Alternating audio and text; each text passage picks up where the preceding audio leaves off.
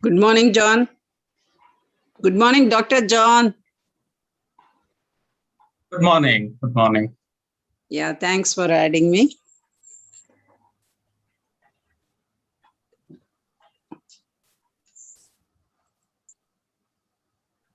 And all the best to John. Thank you. Thank you.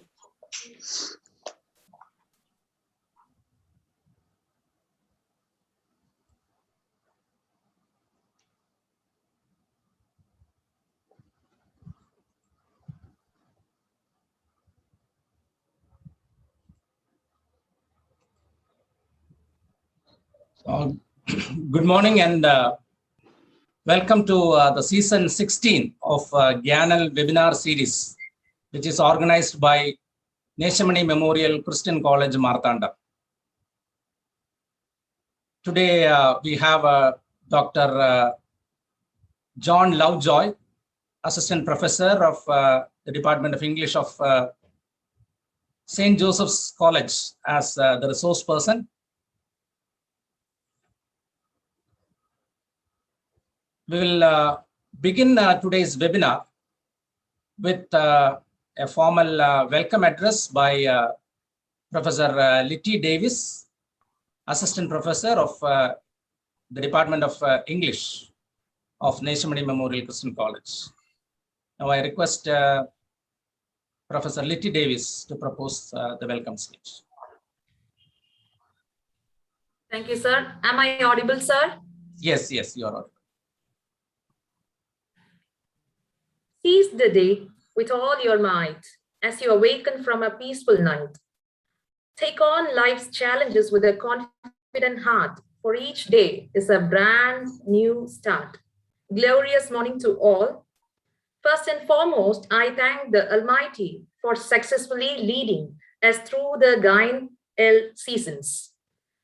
Now, I take this opportunity to welcome our head of the institution, Dr. K. Palraj. I welcome you, sir. Your support is always incalculable. Then I welcome our secretary cum correspondent, Advocate L. Rajadurai, and his zestful ideas is always necessary to us, sir. And dear sir, I welcome you. Next, a man of self-exertion, Professor Tibby Thomas, head of the department, PG Association, coordinator of IQAC and the organizing secretary of this webinar. Sir, your efforts are very great and hearty welcome to you, sir. Now, it's time to welcome the guest of honor, the man of this day, Dr. J. John Lovejoy, a renowned and acclaimed personality, an assistant professor, Department of English, St. Joseph's University, Trichy.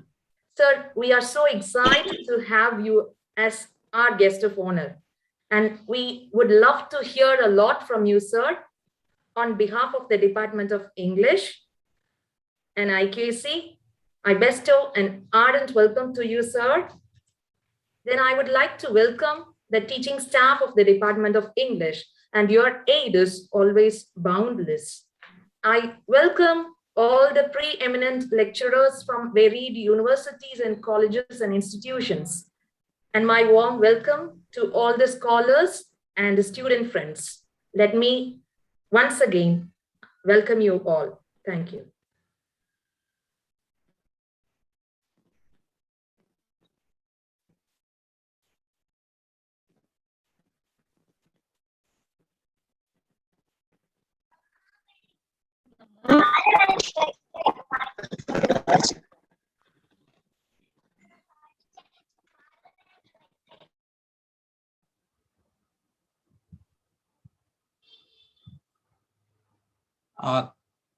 Thank you so much, Professor Litty, for the words of welcome.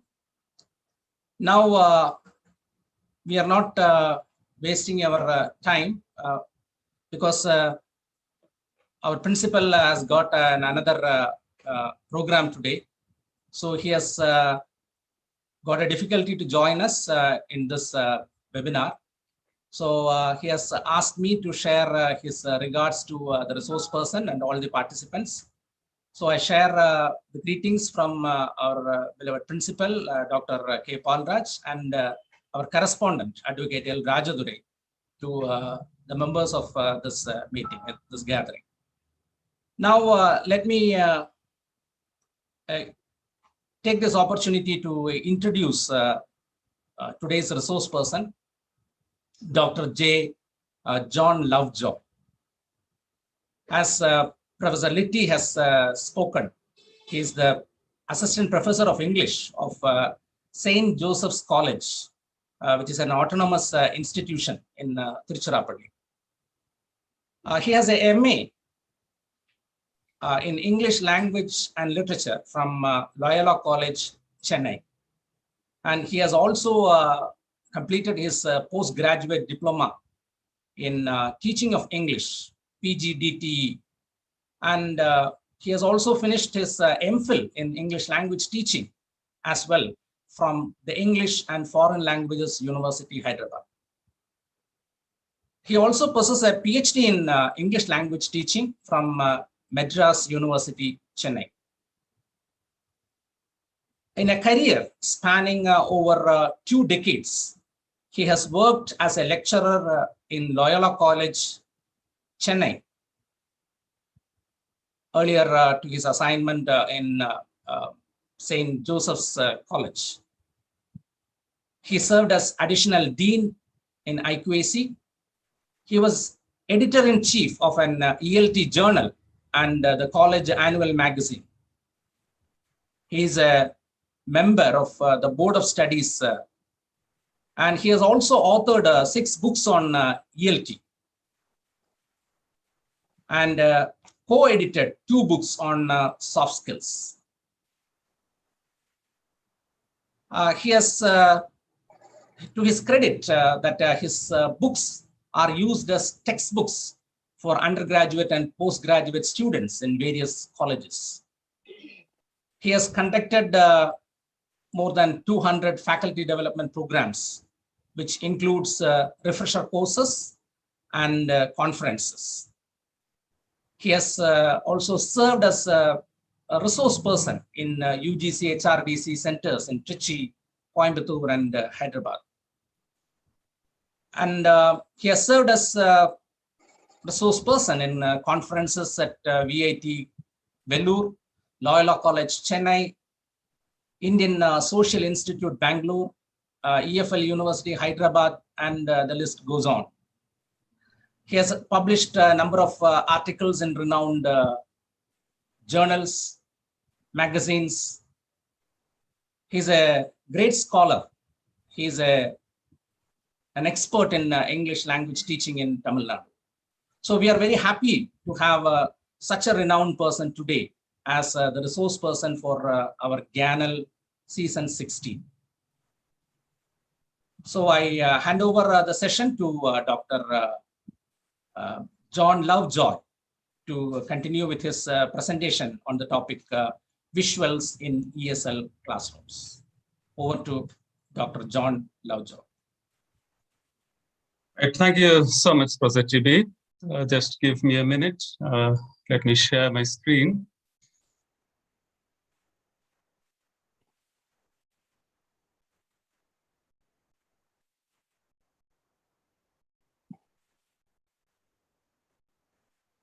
Could you please enable screen sharing for me? I don't think that has been done.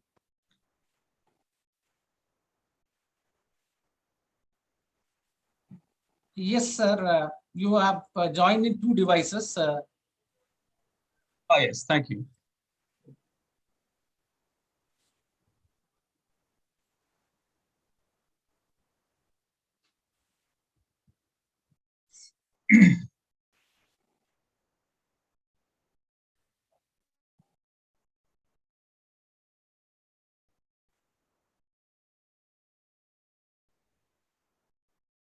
I hope my screen is visible now. Yes, yes, sir. Yes. Right.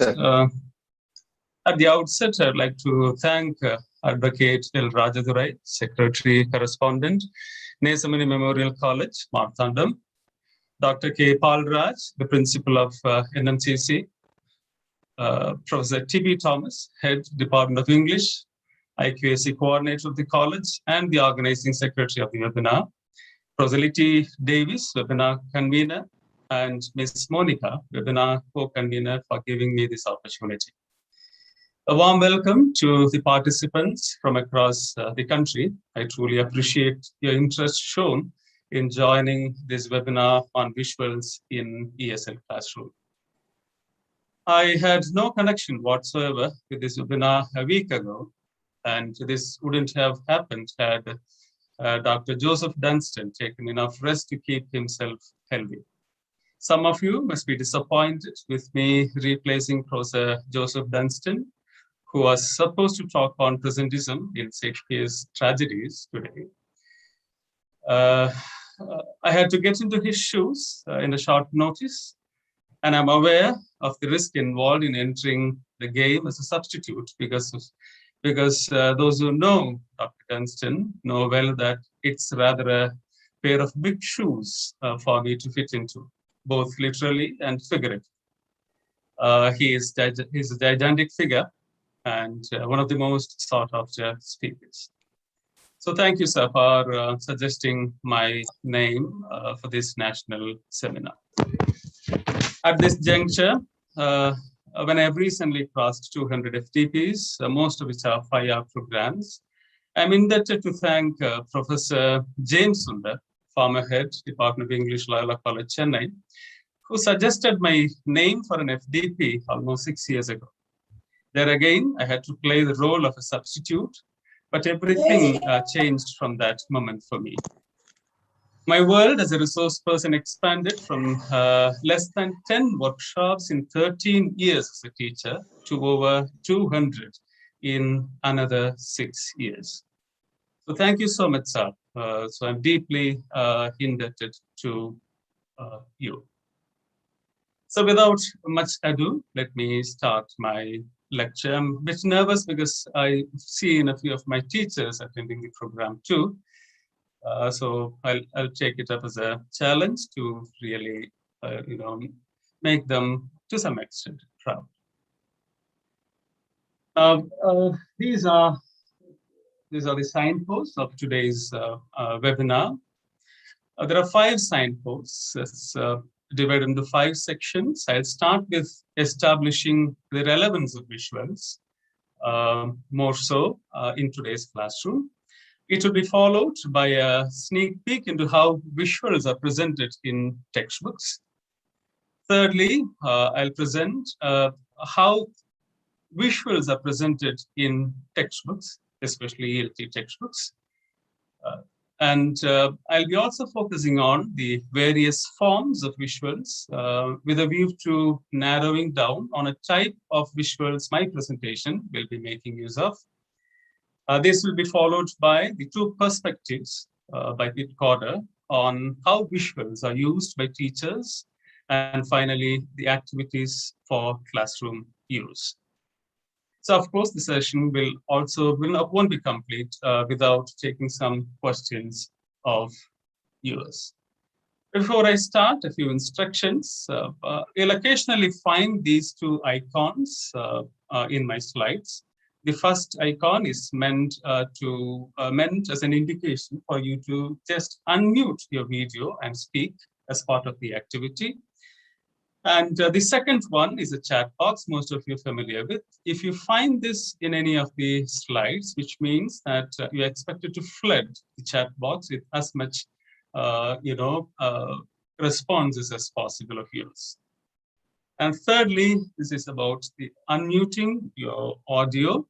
And if at all I am inaudible, I would request the organizers to let me know that I am not audible or there is some connectivity issue from my end, because there is also a possibility that there will be some connectivity problems from your end. So I'll take the messages from the organizers if at all I've got any issues with connectivity.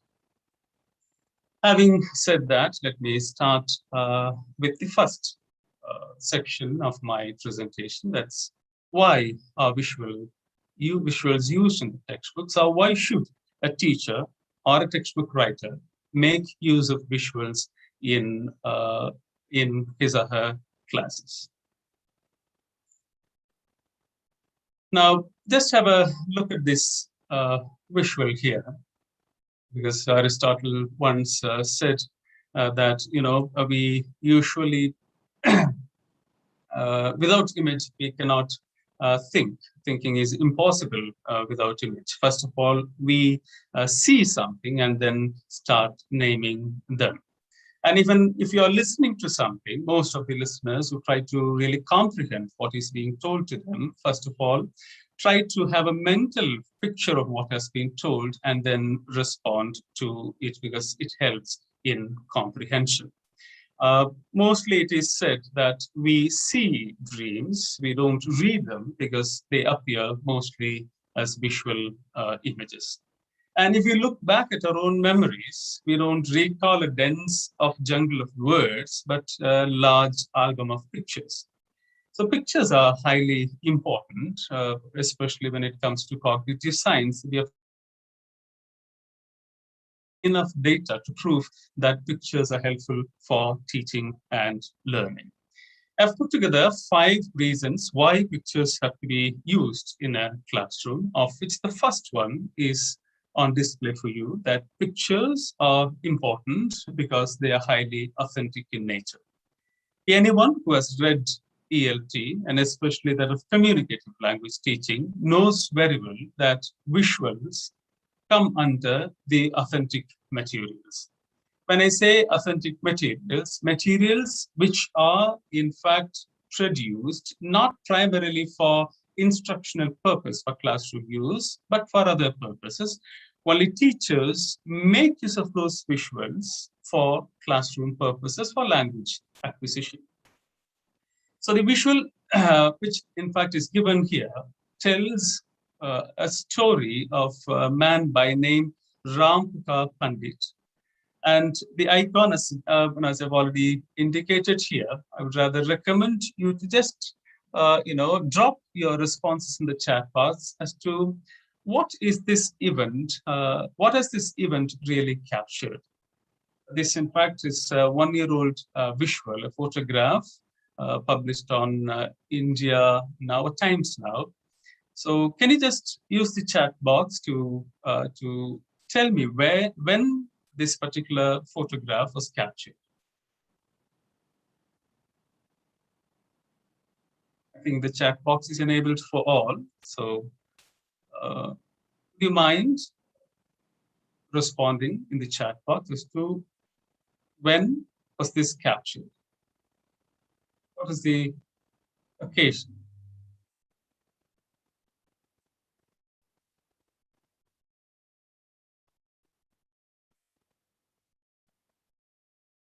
Right, thank you. You're right. That was the time when people migrated because of the,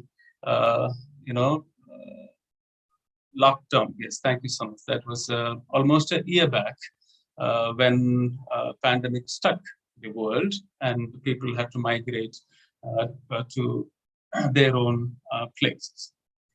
I don't think any word can really capture the plight of the migrants at that particular point in time than the visuals which flooded social media.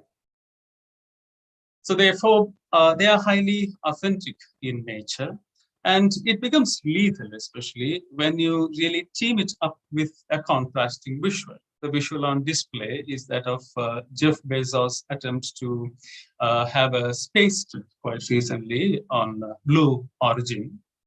I think anyone who watched it live would recall the comments that flooded that particular event, most of which in fact was a criticism against an attempt by Jeff Bezos to have a space trip when world is reeling under the pandemic.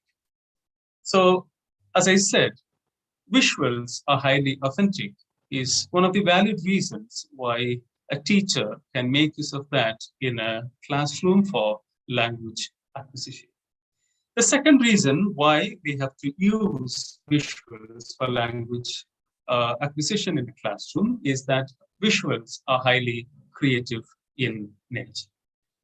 When I say creative, especially advertisements are highly creative in nature, and advertisements extensively make use of visuals to create or make an impact.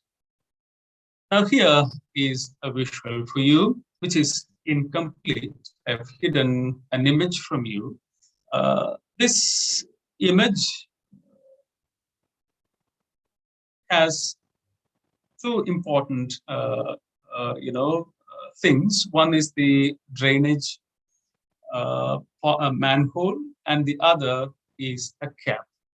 Can anyone guess what is this all about, and what is this visual trying to communicate?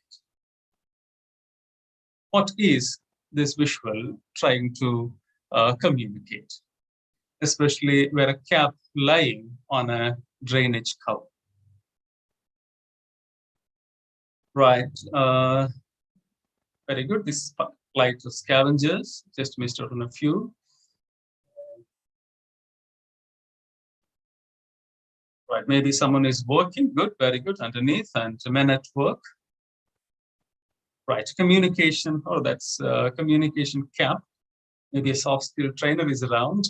Right. We should avoid human scavenging. Right. There are many. All right. Thank you so much. Thank you so much. I think I'm just missing it because I'm unable to see the screen, see the chat box, on my screen. So usually many things have come. Let me now reveal. Right. We have to respect those scavengers as well. Right. Let me reveal the visual that I hid from you. This is the visual. This is the visual that was hidden from you. Can you just now you can now understand if you connect the Slim Fast, it's a drink, to that of the cap there, on the drainage cover. You now understand that this particular advertisement is right.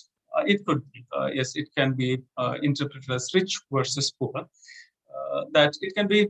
This is about the effect of the drink, which is in fact purposed to burn the fat. It is such that those who consume may burn the fat so fast they may just fall into the manhole or the drainage system. That's the creative aspect of the visual part. You cannot describe the creativity that is very well exhibited by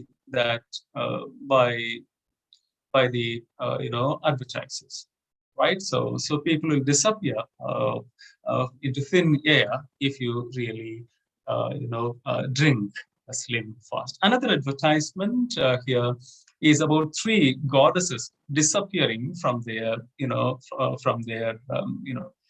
usual abodes. Can anyone just tell me where have these three goddesses gone? We have not seen them without these places attributed to them. I think the first one is goddess Lakshmi, second is Saraswati, and the third is Durga. Can you just guess where have they gone? This again is an advertisement, part of which is again not revealed to you. Some deodorant ad, good. They've gone to check the actual situation. Right, fine, very good. That's so wonderful. Right, could be Navratri. They have gone to clean themselves up.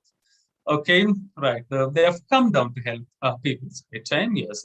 Right, very good. Lockdown in heaven. Wonderful. The lockdown in heaven mean that they should stay back in the same place, right? It's holidays, right? This, in fact, is one of the award-winning visuals for Big Bazaar sale on Women's Day. So, which has in fact lured even the goddesses to leave their places and they have gone shopping. They've not found in their places because they have gone shopping. So that again is another way of, that's again to prove that visuals are highly creative and especially the advertisers make better use of it. And the third reason why a teacher has to make use of visuals in the classrooms is that they add variety. Most of the textbooks today have words flooded. They are mostly pregnant with words. That a visual here and there definitely will add variety to it.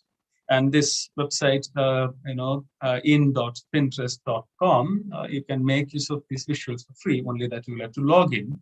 And visuals are classified at plenty on this website. Another is stockadobe.com, where you also have videos and audios as well for free for anyone to make better use of.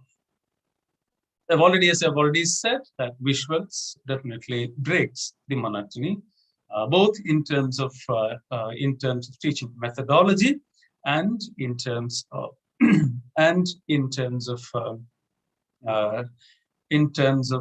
helping bringing variety into the text. Fourth reason is that of visuals helping quick comprehension.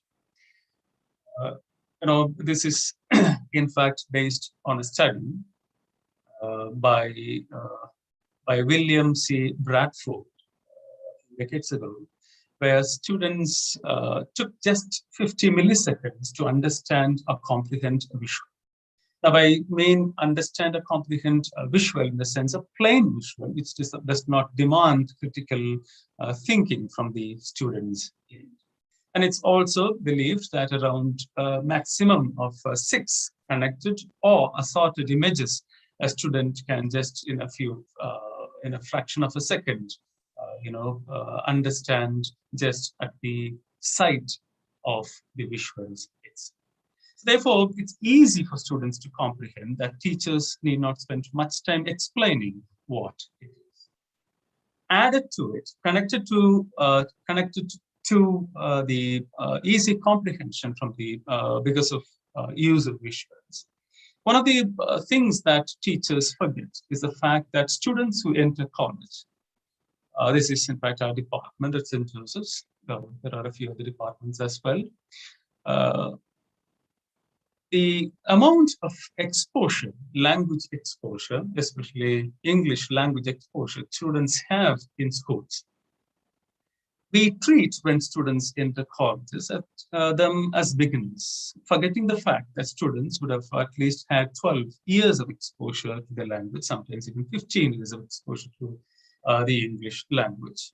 That we again flood them with enough words, and there is a possibility that students tend to hate more words on pages. So it is high time that we recognize that the students already come with enough language. What they most often lack is the practice of that language, the use of that language in real settings, or at least a semi-authentic setting. So therefore, visuals again, magnifies that particular possibility of quick use of it in a classroom where you can, in the very next minute of displaying of a visual, ask the students to go for production of language, either speaking or writing part of it. That again is another important aspect of visuals. And the fifth important reason why, and the most important reason of all 5 that I've listed here, is that we by birth are visually oriented. Now, this particular data presented to you again comes from another study that 5% of them learn by experience, by touching and feeling, 30% by oral, and 65%, by seeing. And of course, this is, based on an experimental setting with engineering students. So we cannot, extending it, generalizing it to other settings could be problematic. However, there is a lesson one can learn from this study, that is, if not 65, at least 30 to 35% of students are basically visual learners. they learn best when they are visually triggered. And that if we go back to history, we can understand that images were the only kind of written language that cavemen had used. This again is a communication, dates back to 25,000 BC. No one knows when speech began, as we rightly know that the organs of speech responsible for speech are soft tissues, and that they don't stay for a longer period of time. So they might have, we might have lost that evidence. But the evidence that we have here are only written language, and therefore this drawing, which goes back to 25,000 BC, is another evidence that we were, when it comes to writing, we initially began with pictographs, where what we wanted to communicate to a large extent is a replica of the original image in reality. And if you just have a look at these two visuals here, they've got some connection with the language that we make use of. Anyone who has read George Orwell might be able to identify these two visuals. So as I said, there is an icon here. By now, you could have you could have tried to find out what these two visuals are all about. What connection does it have with the writing system of ours? Right, very good. That's a good guess from Mr. Melvin. W or M, which is not correct, but I would like to appreciate him, because this has got something to do with the alphabet we make use of today, right? Waves in schools, we do make use of it, especially either in physics or chemistry. Whenever the beaker is full of water, this is how we mention them. Right, what is on display here is in fact the letters B and M.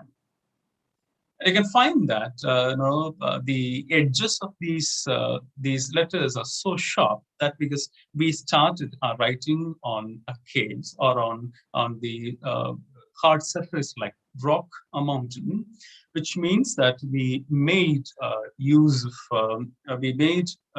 of chisel. So we had to chisel to write, and that these are the different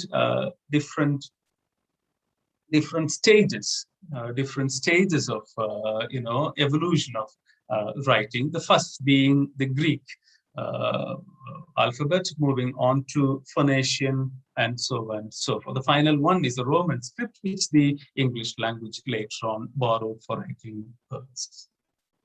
Right. So therefore, not only that we expressed through images in the beginning, that even now that connectivity is still very much alive and kicking. The next important part is this, that due to want of time, I won't invite answers in the chat box, but what is on display is in fact, this is a bit of a distraction of a sort for me. There are two participants who have,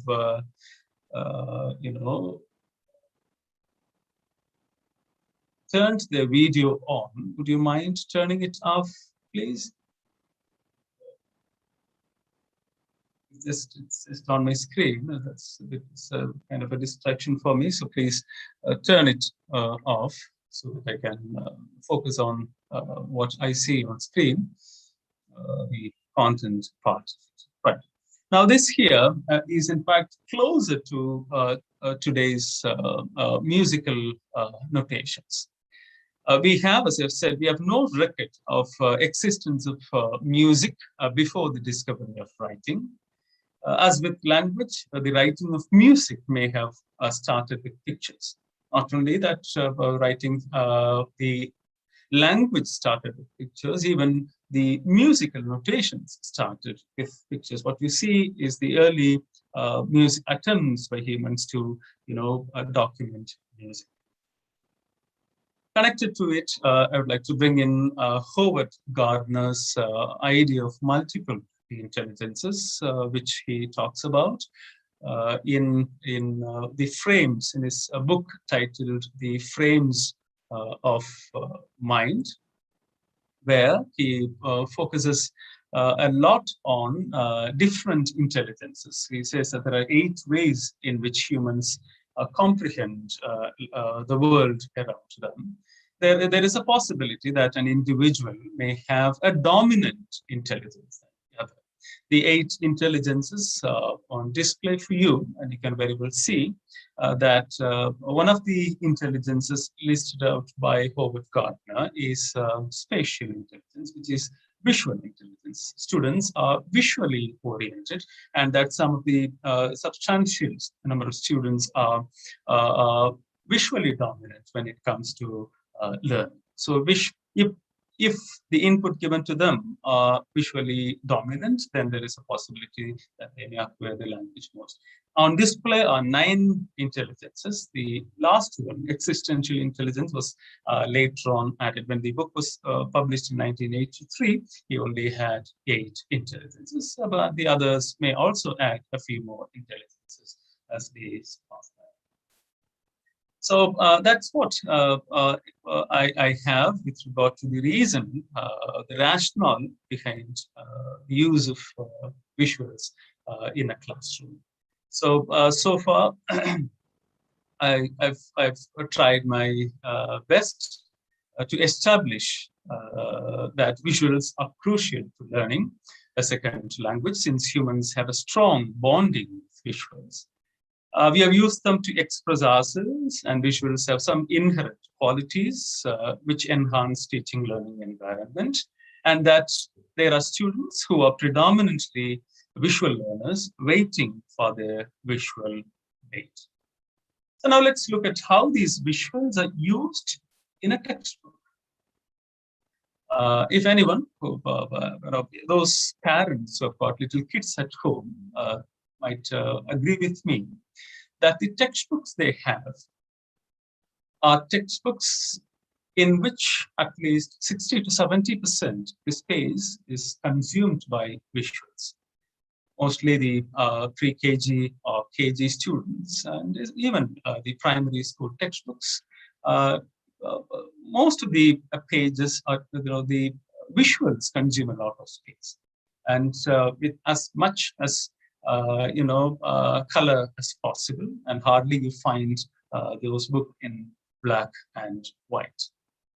And that the publishers have gone a step ahead. The page on display is an attempt by the publishers, in fact, to exploit the senses to the maximum possible sense. That is that they've gone a step further with bringing in visual sensation, that touch sense into the textbooks. The slide on display is a sample page of such effort to help children to touch and feel on paper the texture of the original beings.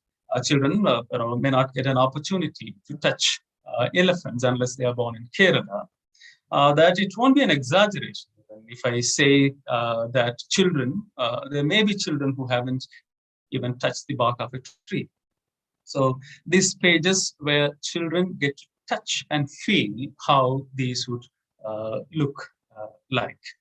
And efforts are also underway to make reading more impactful, with music supplementing the context. If you read a novel, that the novel takes place on a beach, which means that you get to listen to the sounds that you normally listen to in reality.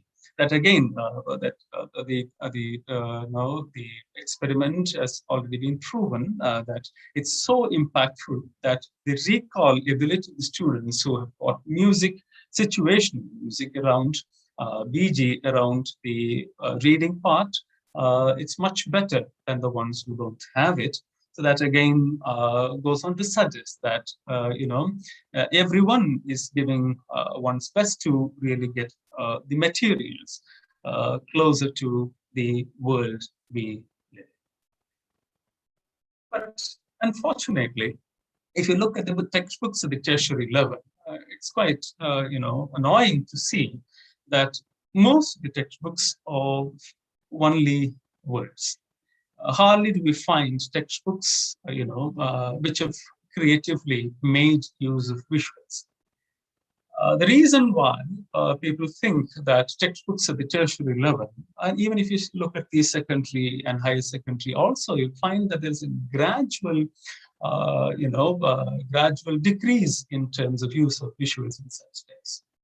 Thinking that textbooks, use of visuals in textbooks are kid stuff, because serious books don't have pictures in it, is another impression we have managed to create among the public or in the academic arena.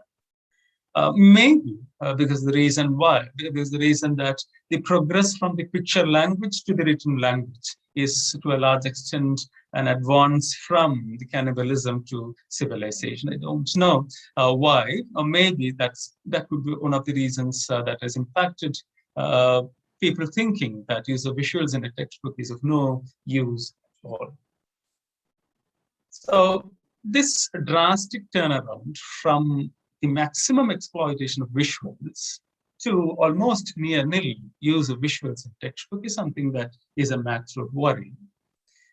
That takes me to just give you a quick review of the history of English language teaching. If you look at the method era, which started in the 1840s, you can call that as the instructional methods, which includes the grammar translation method, the direct method, and the audio lingual structural situational structural approach. All these methods hardly made creative use of visuals. In fact, audiovisual approach discouraged use of visuals because the proponents of this method felt that visuals might distract learners from proper listening of the lessons. As you know, audiolingualism focused or made the best use of language labs, and these language labs were predominantly based on listening texts. Therefore, any use of visuals was considered distractive in nature. Destructive is not an option either.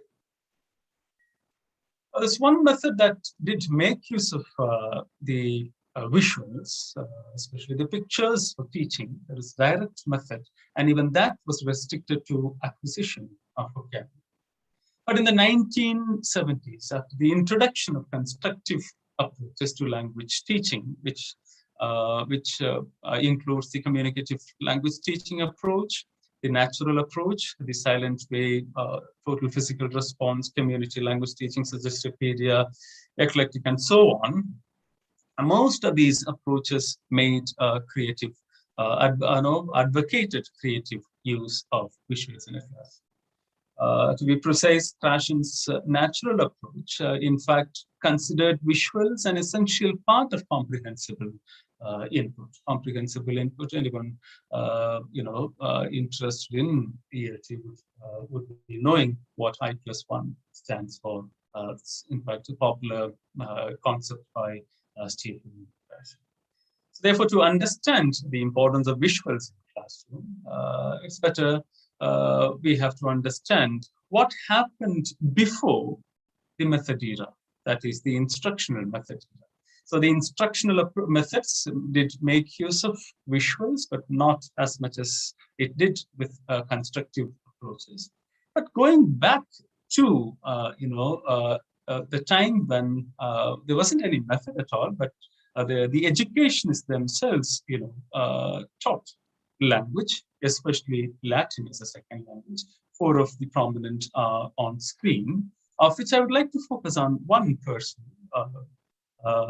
John Amos Comenius. He is very popular in teaching Latin as a second language. The visual on display here is a very vital visual when it comes to English language teaching. Can you just guess why is this particular visual important in English language teaching? You can just make use of the chat box. Can you just guess why? guess the importance of this visual in language teaching, second language teaching. He was trying to teach students Latin as a second language. And this visual was published long back, way back in 1657, a book titled Arbustus. This is a very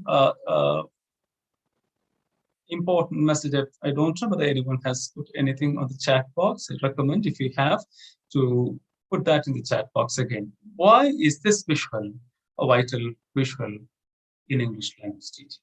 The history of English language teaching.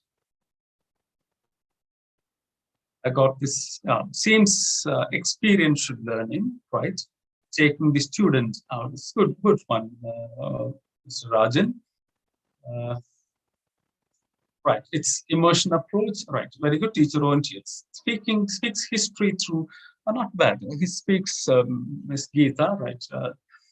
Right, talks about the transition from childhood to adulthood. Right, the king's concern for a child. Good. Now, what you're trying to do is to, in fact, describe the picture. I'm talking about the historicity of the picture. Now, don't try to describe it. Rather, try to find out the importance of it in the annals of history. Visual shows the interest, right? So the student is so great listening to the instructor, unlike our students, right? Talks about colonization, right? All of them are very much influenced by literature, right? This visual is very important, where a nicely dressed man speaking to a boy, because this picture on display is the first visual made use of by anyone to teach a second language. The visual on display happens to be the first visual used by any educator to help students teach a language as a second language. In fact, he begins the textbook with this visual, where a man is trying to teach a boy something. Now, it comes with these utterances where a teacher tries to communicate something to the student, and that the student tries to clarify a few things with the teacher, where the student asks about how to learn to be wise, where the teacher responds. I'm reading it out because it has got some connection to what I have after this. That is, the teacher says that to be wise means to understand rightly, to do rightly, and to speak out rightly. All this is necessary. Now, why is this important? Because it's just in the around 16th or 17th century that we haven't changed much with regard to the use of visuals in the classroom. The visual to your left was centuries old, and the visual to your right, which I've blurred purposefully, is in fact a current textbook. Now look at the placement and look at the text as well. The only difference is that there is a conversation and here a text. Maybe a description of the visual given, but not an activity of the visual. But interestingly, on the optimistic side, I can say that there are many textbooks now available where visuals are exploited in the positive manner to a large extent to help students learn or acquire a second language, especially the English as a second language. So I've established this, just taken on a quick tour into history to underline the fact that we haven't, when it comes to use of visuals, we haven't advanced enough in terms of the activities built around visuals. So if we have looked at why visuals are important in a class, followed by the way in which visuals are made use of, are presented in a classroom, in a textbook, and of course, in as methodology as well. Now let's look at different types of visuals. When I say different types of visuals, it doesn't include the sophisticated ones like movies or GIFs or animations or multimedia enabled stuff like that, or software like Spider Scribe or ThinkLink or VoiceThread, whatever. And I'm of the opinion that a good teacher without technology can do whatever technology can do. It all depends on how creative a teacher really is. So the types of visuals, I'm going to make use of are very simple ones, mostly printed ones that you can carry or display at will for your students or Google and get it at at ease. These are different types of visuals, of which I'm only going to make use of the advertisements, line drawings, photos, and pictures. These are the four types, simple types of ones, which I am going to make use of the activities that will follow. Hopefully, I'll have time for that. But having said that there are different types of visuals, which I've purposefully kept short, let's now look at two perspectives on visuals, because I brought in two perspectives here, because the next part on the classroom use, we are going to look at some activities for which this perspective might come in handy. These two perspectives by Pitt Corder. Again, I don't finding it very difficult to recall right, this was published in ELT journal. I think the theory of visual aids in language. Just a minute. Yes, the theory of visual aids in language teaching by Pitt Corder, published in a few decades back, maybe in 1940s, in ELT journal. Anyone interested, I think you can access this article, and please do read it. It still holds good. He talks about use of pictures as talking about pictures and talking with pictures. These are the two different perspectives which are put forth by Pitt Corder in that article published in ELTJ. Talking about pictures and talking with pictures, and often the conventional methods used talking about pictures perspective, and now it's high time that we used talk with pictures. Now, talking about pictures means when a teacher asks, describes, saying that, this is Taj Mahal, it's very beautiful, it is considered a symbol of love, and so on and so forth. We talk about this picture. You describe what you see just as it is in words. Of course, you use your language creatively, but that in terms of the cognitive load it has on a student, it is quite minimal. But talking with pictures to a large extent means trying to personalize language teaching, or trying to personalize the visual, made use of for teaching and learning purposes. When I say, have you ever been to the Taj, or have you ever been in love? It's of course a question you should not ask, most of us are. Or is it right to spend lavishly on such building? These kind of questions which demand personal responses to pictures are more interesting, that's what Pitt Corder claims, than mere objective descriptions of a picture. But I would say that a judicious mixture of these two perspectives of talking about picture and talking with picture would be a better stand for a teacher to take in a classroom. Now, we'll move on to the final part of my presentation. I hope I've got time. Yes, it's almost 12 now. So let me now make use of some activities.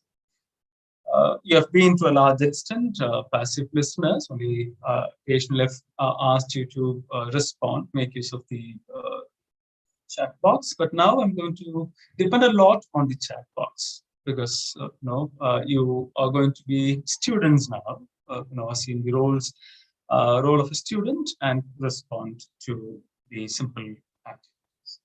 So using visuals in a classroom, some simple tips. When I say using visuals in a classroom, I must underline that using visuals in English as a second language classroom. Because using visuals in a subject-oriented classroom, in say, for example, in a physics classroom or a chemistry or a commerce, to some extent, they use visuals for different purposes, or in a computer science class, is different from that of using visuals in a language classroom, be it Tamil, French, German, or English for that matter. For us, it's English as a second language classroom. Because that's where visuals are put to the maximum possible creative interpretations. There is no limit to the creative ideas that you can bring into a visual in a classroom to help students learn or practice language in a class. Now, let me begin with the easiest of all. I've just categorized these games. I've only selected some simple ones which are possible online, which are possible for me to do online. Let me start with a letter game. Those students who are here, they would later on become teachers in schools. This may come in handy. That letter games would mean that, I'm going to display a series of visuals. You'll have to identify it, they're very easily identifiable. But what you have to do is that to change a letter from that visual, and that change in letter would mean or would denote an animal, right? So say, for example, I display this. This stands for, this in fact is a picture of dice, D-I-C-E. And if I replace the first letter, D, with that of M, then it becomes an animal. It becomes mice. So the important aspect of it is of the speed with which you respond. So the one who responds first to the visuals on display will be considered, the winner. All of you will write. Wise is good, but we don't have an animal with such name. So I've limited, you can go with different options, but I've limited your responses to only mean animal. So just replace a letter, and that replacement should give birth to an animal.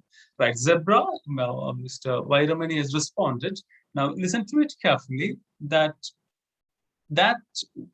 animal that you create out of must be created out of the word of the visual on display.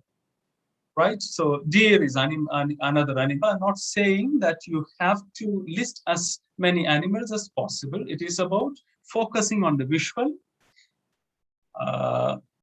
Just spell out the visual, and having done so, find out whether you can change a letter to change that visual to the word denoting that visual to an animal. Right, all right, very good. Lice is another, Mr. George Matthews. So good, that's wonderful. Right, so now that is clear. So now we'll start the shades of cube. Right, fine, these are in fact descriptions. I hope at least majority of you have understood what is expected of you. So the visual for you is this. I want you to give only the answer, right? This is a mat, as turned to rat, cat, bat, wonderful, right? Thank you. I just lost the first one who gave the answer. So thank you so much. There are many responses. Right. When I move on to the next one, the others who are typing, I would rather ask you to stop it and focus on the next visual. Sometimes I get to see people responding even after a minute, or that you have moved on to the next activity. But the next visual for you, let me know. I hope I'll have my eyes on the screen to see who responds to the correct answer first. There may be different answers. Right, this is the next one. Right, Miss Anne Dorothy is the first one to respond. Right, good. Dear, right, good. That's nice. 4.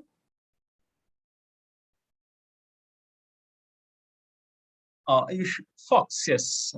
So many of them are responding. So extremely sorry. Just a fraction of a second. The others flashed. Many who responded correctly to this particular visual. Right. 5th visual.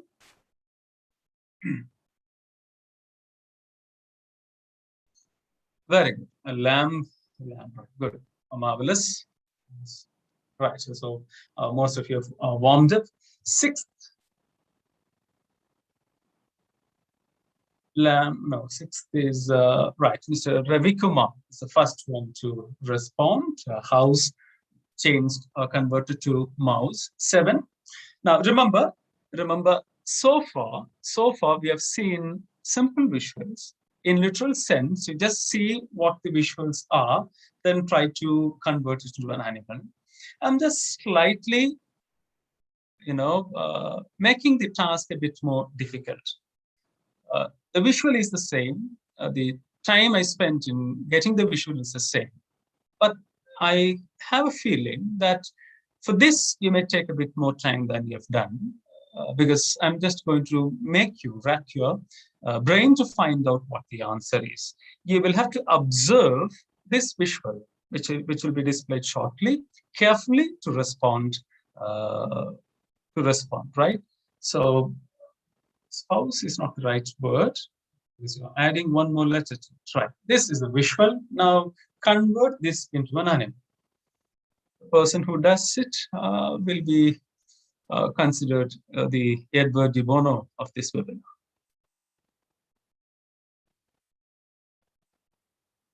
You'll have to first of all find out what potential this has with regard to, right, these are airdrops, yes, but then you will have to convert that into, no, beetle, no, bird, no,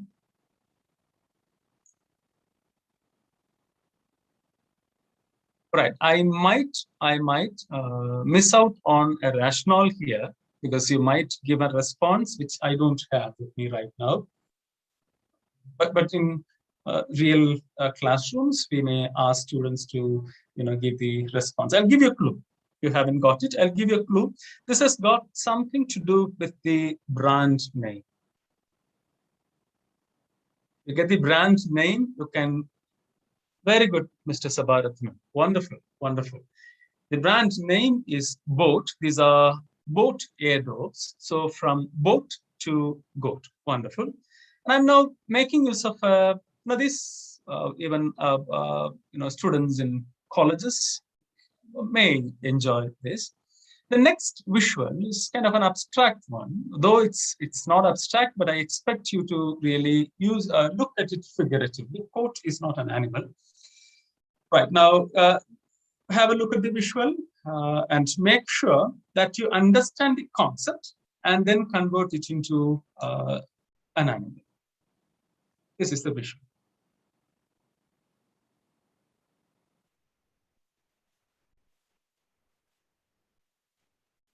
Very good, Miss Glory. Wonderful. I think you're marvelous. You see half of filled glass. That half can be converted into half.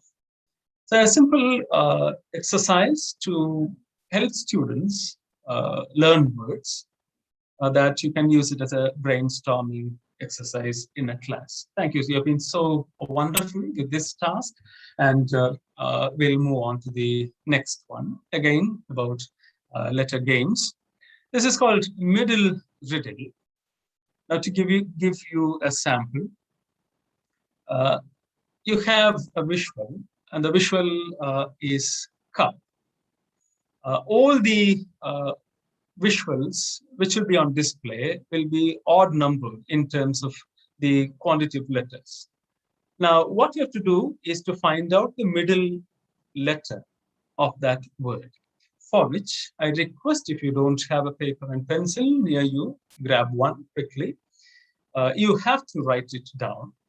What you have to do is to just underline the letter, because this, as the previous activity, this, unlike the previous activity, this activity will be complete only if all the visuals and the middle letters of the visuals are identified, because they give you a concept or a word or two or a phrase. And if you find that out, then you are the winner. So one, you have to find out what the visual is all about. The visual on display is cup. And you have got another visual already on display, that is paper. So visual followed by paper. The next letter you can derive from that word is P. So this U plus P, you get a word that is up, not cup, because only the middle letter will be counted. So you just write down the letters, underline them, or if you're very good at spelling, you can just write only that middle letter down one after the other. You can easily get the answer at the end. So for which we are going to have a series of these, not two visuals. You have more than around 10 visuals or so. So as and when I display the visuals, you will have to write them down, underline the middle letter. Remember, better you have a paper and pen with you, or pencil. Now, this I may not have control over the next 10 slides, because I've this is auto transition. So automatically after every 5 seconds, the next visual will be on display. So you'll have to go with the pace in which the visuals are displayed for you. Ready? Hope you're ready. We'll start now. You'll have to spell it, extract the middle letter and keep it ready. Combine them. You may either get a word or two. It means something, a message to the word.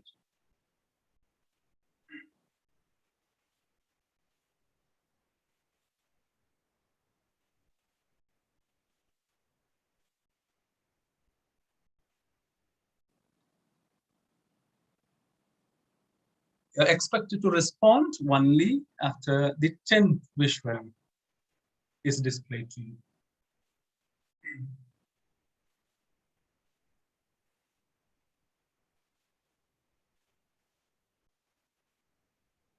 All 10 letters put together convey a message.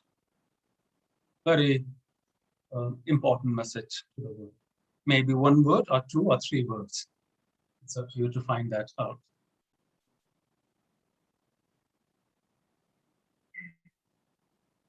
Right, all 10 are on. Very good, Mr. Nagaraju, that's the correct response. Plant, tree is the correct response. Thank you. I think he just, got it right now. The difference between Mr. Nagaraju and the others is almost 3 to 4 seconds. Congratulations, Mr. Nagaraju, and the others who are still doing their best to figure out what the answer is. Right. Thank you so much. That's about the first part, the letter games. I've selected the easiest of those which fall under these categories. So I'm done with the letter part. We'll move on to the second one, about connections. Some of those from Tamil Nadu might be familiar with this game, because Mr. Jagan made extensive use of this, program titled Connections, is in fact a language game altogether. So I'm just going to make use of that for the acquisition purpose. Right. Now, to give you a sample of what is expected of you, you have a visual here. Don't respond now. All that you have to do is to connect the first visual to that of the next visual, right? You have lamp burning at night and books lying down here and there. Looks as if someone has left the place right now after having had a hard day preparing for exams or any other, or writing a book or a research article or whatsoever. Right now, I'm just going to connect this with, and I'm going to display this to you, display another visual to you. All that you will have to do is to connect that visual with that of the visual displayed first. Right, this is the next visual box of assorted chocolates. Now, what you have to do is to connect these two and frame a sentence out of it, or even more than a sentence out of it. Whatever comes to your mind, say, for example, if I study hard, that denotes the first visual. I can reap its benefits, stands for the second visual. So I connect these two. Or I can get closer in terms of description. I can say, if I burn the midnight's oil, I'll get good marks and my parents will buy me chocolates. So I have literally said, though that there is a figurative use or the idiom used, but first of all, I said burn the midnight's oil, a direct description of the first image. And then my parents will buy me chocolates, again, directly indicates the visual given next. You are welcome to rearrange the order. You can say that, you will only be distracted. This distraction stands for the chocolates. If you eat chocolates while preparing for exam. So you can just take liberties in rearranging the visuals. All that matters is the language produced out of these visuals. As I said, there isn't one way of looking at these visuals. I'll definitely be surprised. I won't be surprised to see different responses for this. Right. So this is a sample. All that I'm going to do is to give you different. Right. There are many responses coming in. Right. Since you've already thought about it, I don't want one-worded responses. It would be better if you respond in a sentence, preferably starting with if or a conditional clause, in whichever position the conditional clause is fixed. Right. While the lamp light helps me read, the chocolates, right, I just lost it. I'm sorry. Right. Hard work. Very good. Wonderful. Hard work leads to celebration. Assorted chocolates, intensive. Right. I'm sorry. Again, there is something that if you work hard, you will get a reward. Wonderful. It's a wisdom for life. Then Mr. Sriram, I think if you burn the midnight's oil, bring success. Dr. Jayashree Prem Kumar finds from Mr. Anish, reading is delightful. I'm sorry, just the chocolates are light of my life. Wonderful. Right now, you're not becoming Shakespeare, Shelley's, and whatnot, Dryden and Mr. Vairamuthu, and so on and so forth. Right? No pain, no gain. Wonderful. Hard work bears fruit. Now, look at that. These sentences are much better than the ones I displayed. You can even, as I said, you can even restrict the students with regard to the linguistic practice that you want to have, or have it open. Depends on the purpose for which you make use of the visuals. Right, so I have received at least 20 to 30 responses so far for these two simple visuals. Now you need not spend time finding the content. Just take two random visuals and display it to the students. Allow them to explore it, and you'll be surprised to see the way in which they interpret the visuals. That again is another. If I wait for another 1 hour, it's no doubt that people will come up with as many sentences as possible. due to want of time, I'll just move on to the next part. I'm just, I'm a lazy teacher, so therefore I always try to make the best use of efforts I've put in. So I'm just retaining the second visual I made use of for the previous in the previous slide. When I display the next visual, I want you to interpret that. Learning is rewarding. This is the next visual. Now, the difference between the first and this is that the first one, there is some connection. The second one is called the crazy connection. You may not at first sight get what connection is there between these two visuals, but when you spend some time with it, you'll be able to find the connect. So you've got a fan, say, table fan, attached to the wall. Right now, connect these two visuals: box of chocolates and a fan. I'm a fan of chocolates. Right, I am the fan of dairy milk. Right, I'm a fan of chocolates. So the tongue, right. Chocolates, very good. I wish I found some way out to really see the chat box here. I have to go out of this to see the chat box. Right, chocolates are stress relievers. I just don't have much brain as that other person who said this. Chocolates are very good. Chocolates are mind blowing the air. Chocolates are the best source. Dark wind. Okay, enjoy the little things of life that makes you cool, because the air that comes out of the fan is so cool. Chocolates are as wonderful as cool breeze. Wonderful. Thank you so much. Now, I never had anything in mind. When I just Googled it, or was the first, third or fourth visual I saw was the fan. It looked wonderful. Backdrop is good, fan, right, fine. I thought these two connections are going to be crazy, and the chocolate is refreshing. Chocolate makes good relationship. So therefore, again, you just put them up. All that matters is the visual, and that the rest will be done by your students. As I said, better way is to have some language focus so that students are exposed repeatedly to the language that you want to deliver to the students, or you want the students deliver themselves in the class. Third is a lengthier one, connection series. I don't think I've got sufficient time for that.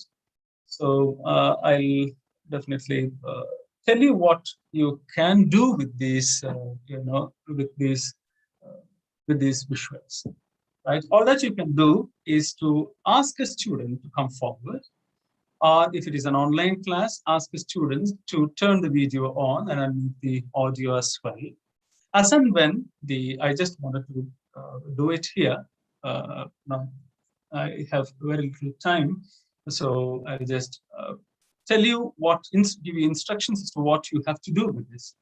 That pick a series of pictures, either connected or completely disconnected.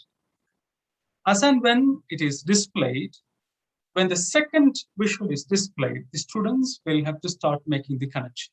This is a variation of a story, a story tale where you start a story with a sentence and it moves on from one person to another, and then each one contributes to that story without missing on the logicality of it. So you give the first visual a cup of tea, and then second visual. So I always prefer to have a cup of tea when I read books, and then you can, add on one visual after the other, and students connect these visuals. Again, the efforts taken is not from the teacher's end, mostly from the students' end, because they will have to think a lot than the teacher. That's what happens, because when they use visuals, when they use language, remember, they should forget the fact that they are using language. They should be absorbed in communicating rather than worrying about the language part, which most often the language classrooms, focus on.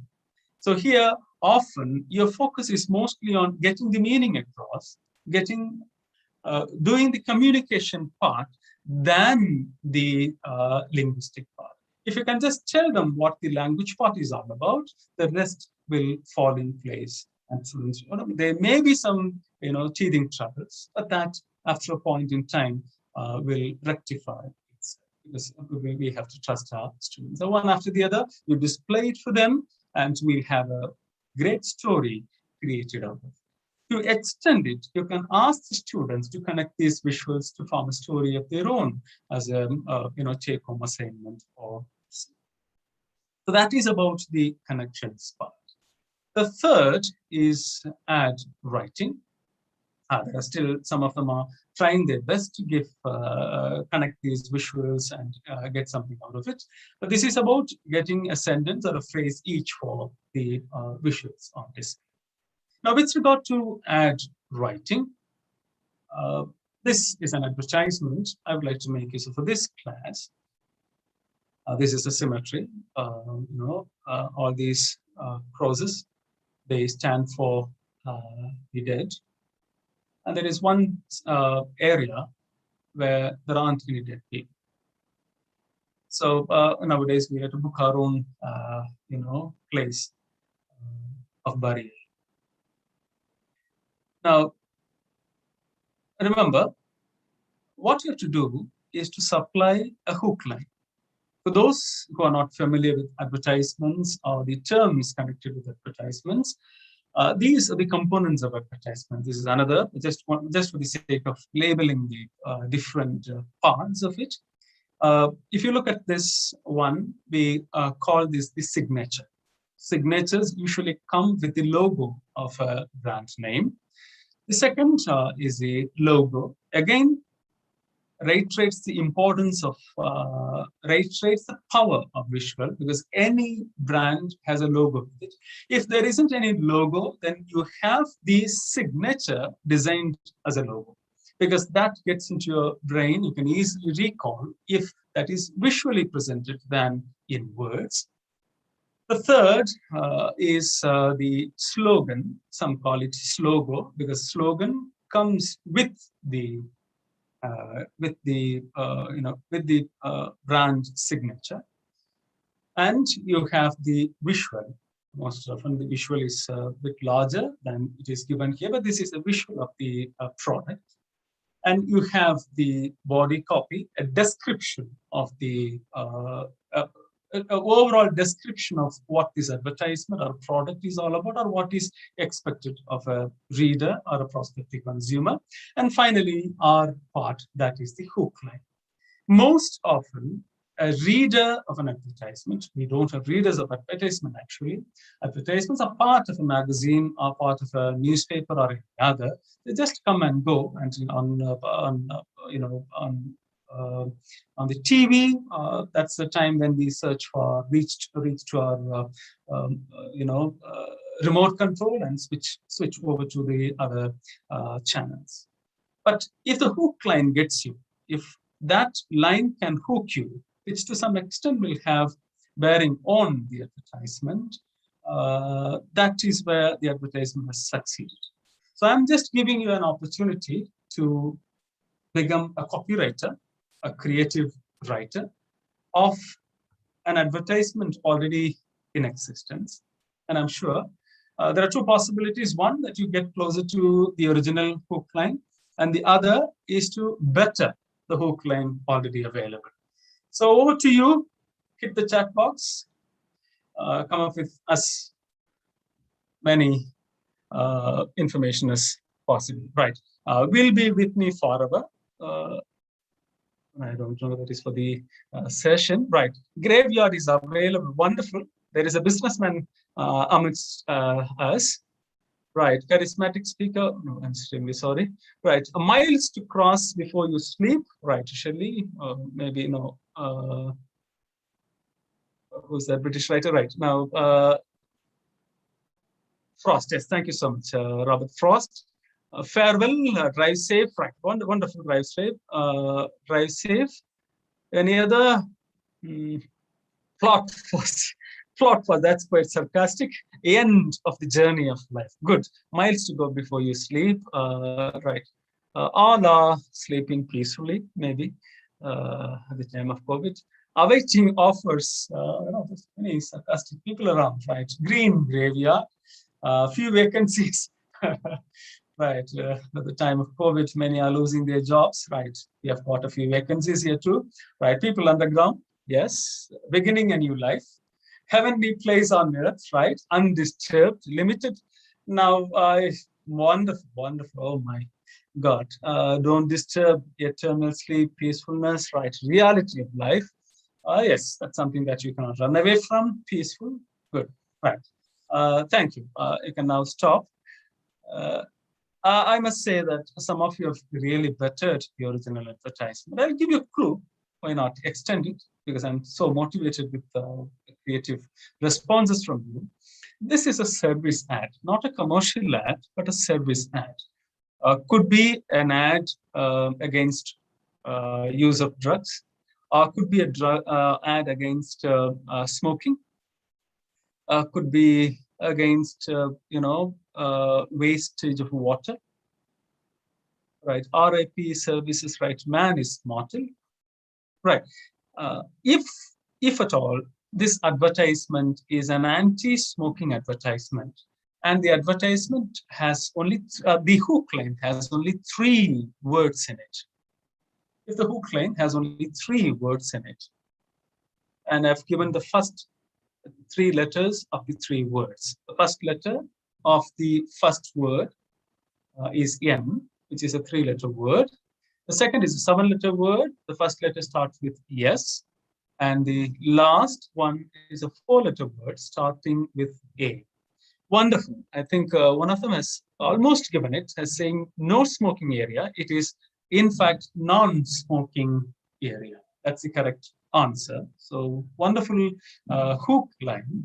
Those people who are addicted to smoking. So smoking kills you again, right? There is some restrictions here in terms of number of letters and words. So 3 or 4 of you have got the answer right. Again, is another good way of using advertisement.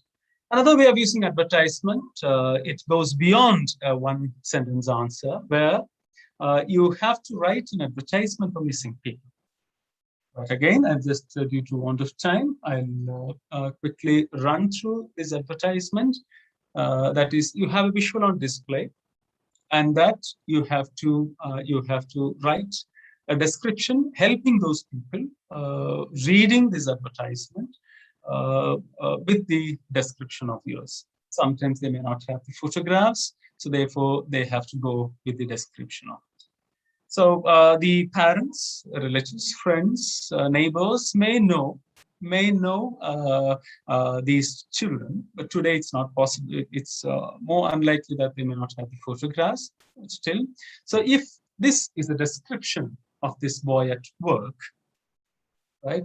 Has been missing since Tuesday, is a plump boy with chubby cheeks and fair skin. The boy was last seen wearing blue shirt and a stripped blue pajamas. He is 6.7 feet tall, and information should be passed on. Now, if this is the description, I'm just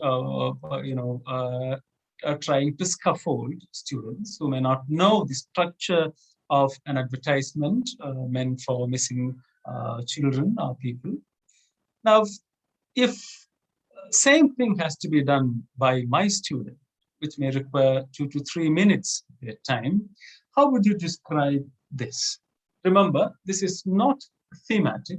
This has a purpose. This is an advertisement, and there are newspapers that devote columns to missing advertisements, and you quite often come across visuals and descriptions about those people. If this is the visual, this took me some time because I could not use the photographs due to some reasons, so just made use of some drawing here. Can you describe this kid on display? Is something that you can ask your students to do. So the students, based on the sentence you have, based on the paragraph that you have made use of to scaffold them, they'll have their own, description is written. Fine. So that again is something very important. Right. Fourth different way in which you can make use of advertisement is called follow the actions. There are many actions which happen around us. Some of which are captured. This is not an authentic material. It's from Andrew's book on how to make use of visuals. One of the ways in which you can ask the students to follow the action is to give factually incorrect images. Now that we have got many photoshopped images, you can give it to them, which is easily available online, and ask them to find out the factual errors in it. And that which you find here has got 7 mistakes. This visual was drawn in the 1850.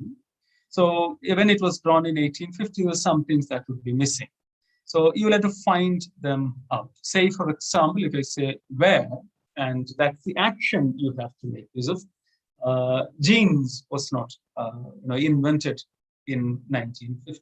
It came after 1.5 decades later. Right, you've got TV, computer. Right, there are 7 things which are missing. Right, Coke, again, disco, no burger.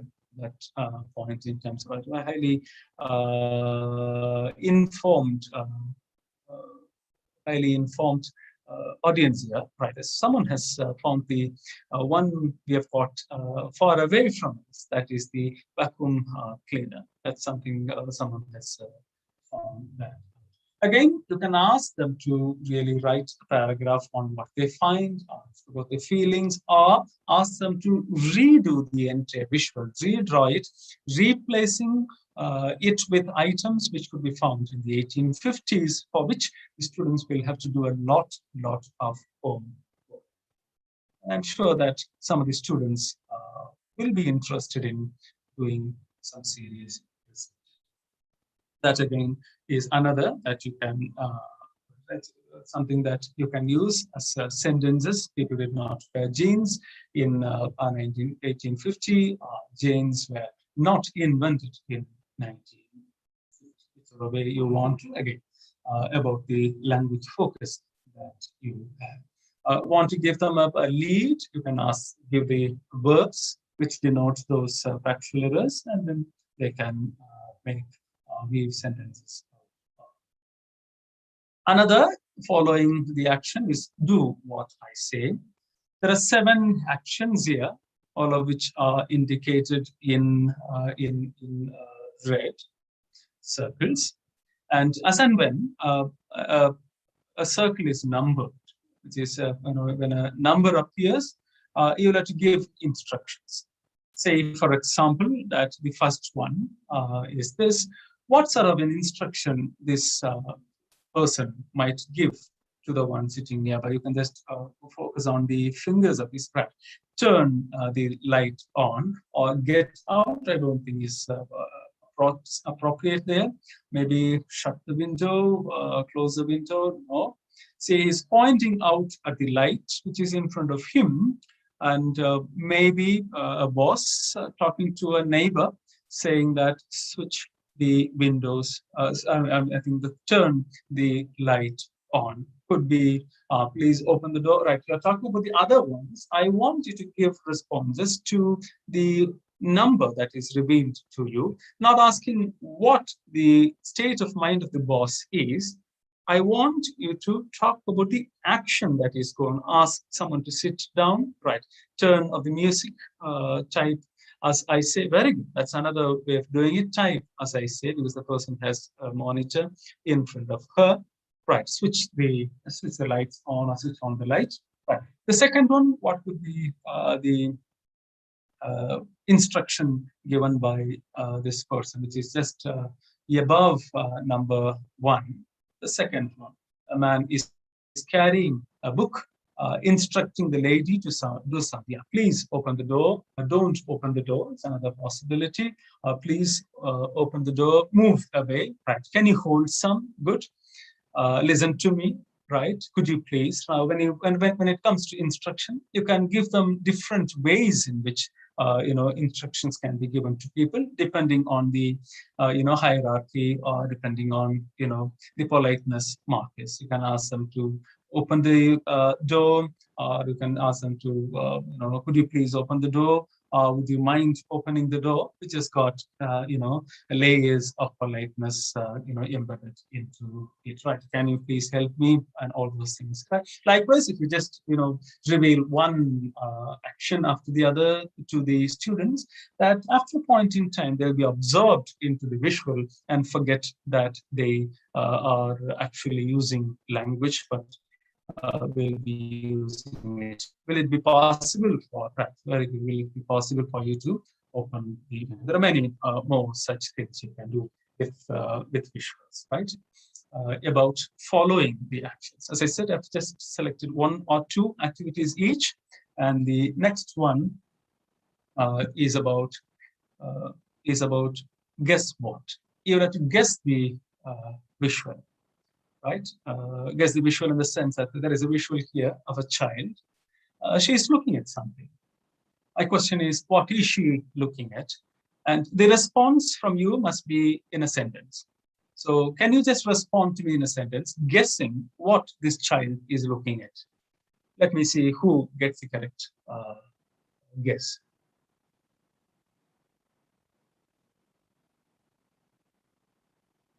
Right, she is looking at the other child. Very good. She's looking at the other child. She's watching a dog. Good. She's looking at mud. Right. She's watching a TV show. Right. Fine. She's unhappy. It's about, again, state of mind. She's looking at the sandcastle. Wonderful. Someone who still remembers the childhood days. So she imitates. Tries to imitate something. Okay.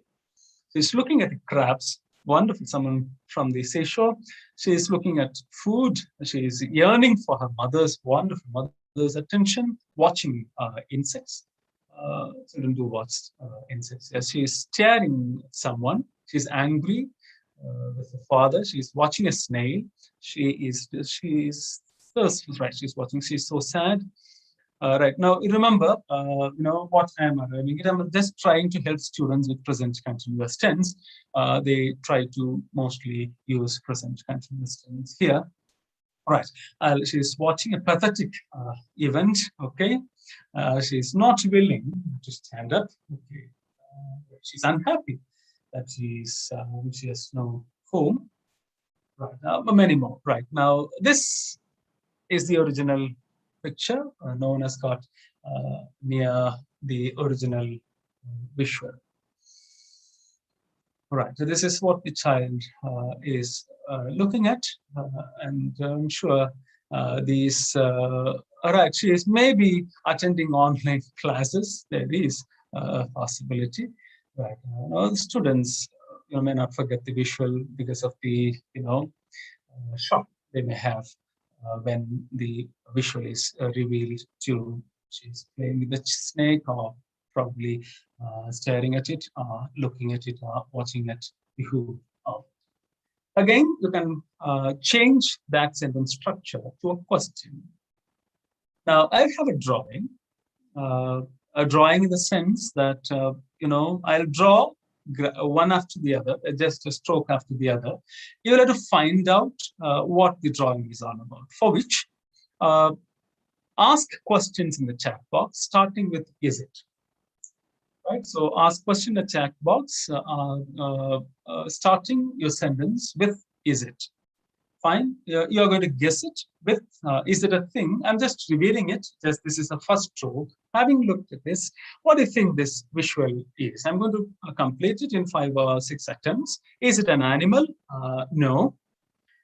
Is it a tree? No. Is it a flag? No.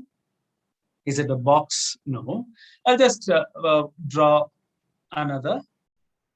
Is it a cartoon? No. Is it a man? Is it an object? Not an object. It's of course an object, but you'll have to find out which object. Is it a man? Is it a TV? Is it an old man? Put them in complete sentence, please. Is it a line? Yes, it is, but you'll have to arrive at the larger picture.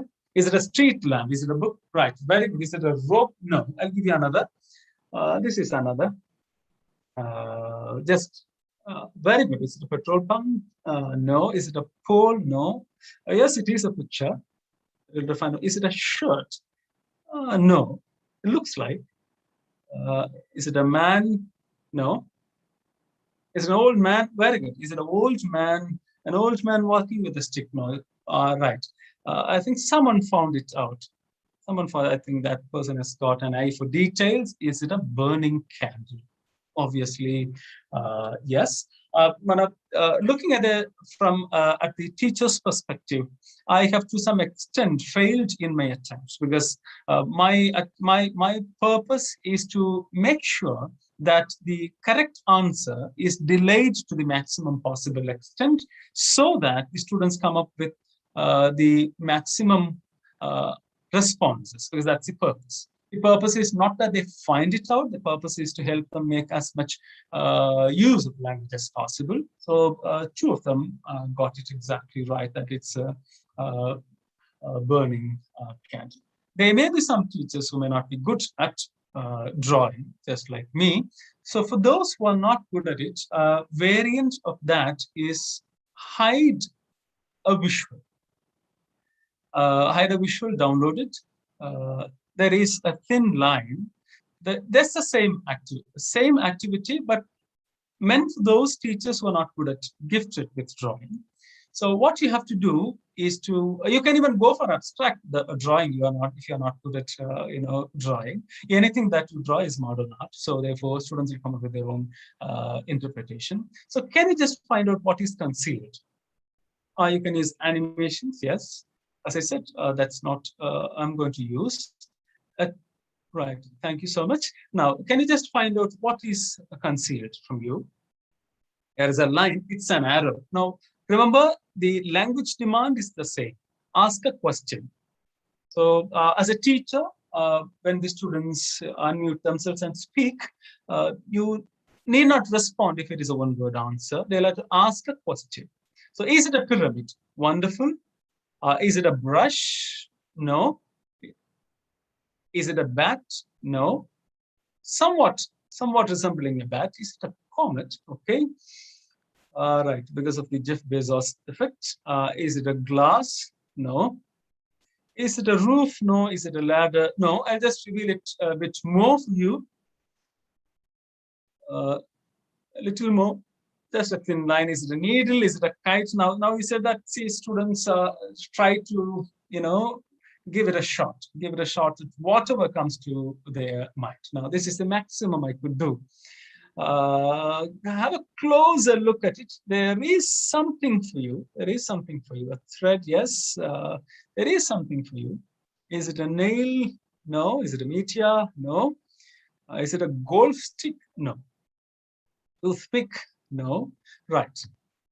This is a visual that has been so far hidden from you.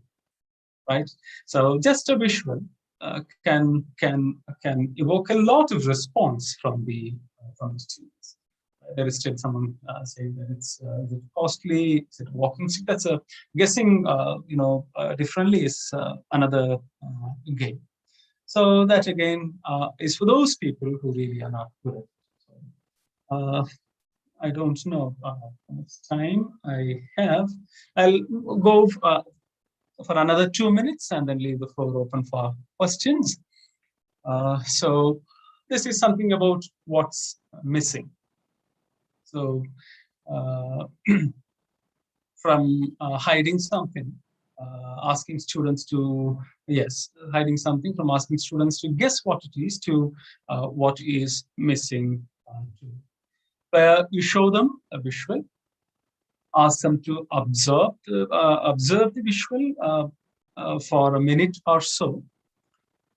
Make sure that the visual has minimum items in it, so that the students can easily store it to begin with. Later on, you can have complicated visuals, and then what you have to do, for which you will have to know some Photoshop. I have also got activities for those people who don't know how to edit photos on photos using Photoshop. Then what you have to do is to remove a few things from the photographs. Can you just guess what is missing? You'll have to tell what was there and what is missing now. So you can start with there was a deer. Very good. It's right, an antelope. Then there was a stag. Yes, much better. There was a stone. Good. To your right, yes. There was an animal. Yes, good. There was a bag behind the photographer. There was an elephant. Okay. There was a deer. Okay. There was a gate. There was a no one-worded answer. You should refrain from. Right, there's a photographer. Right, there's a tree. There was a bicycle. Right, I don't know who found that out.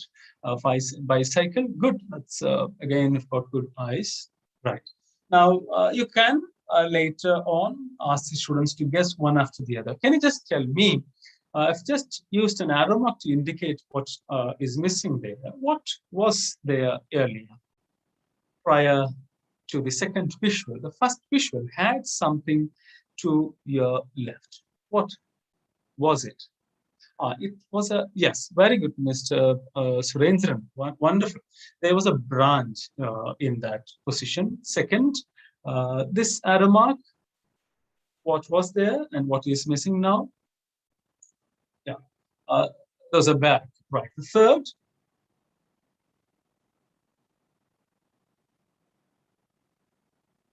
tag, wonderful. 4,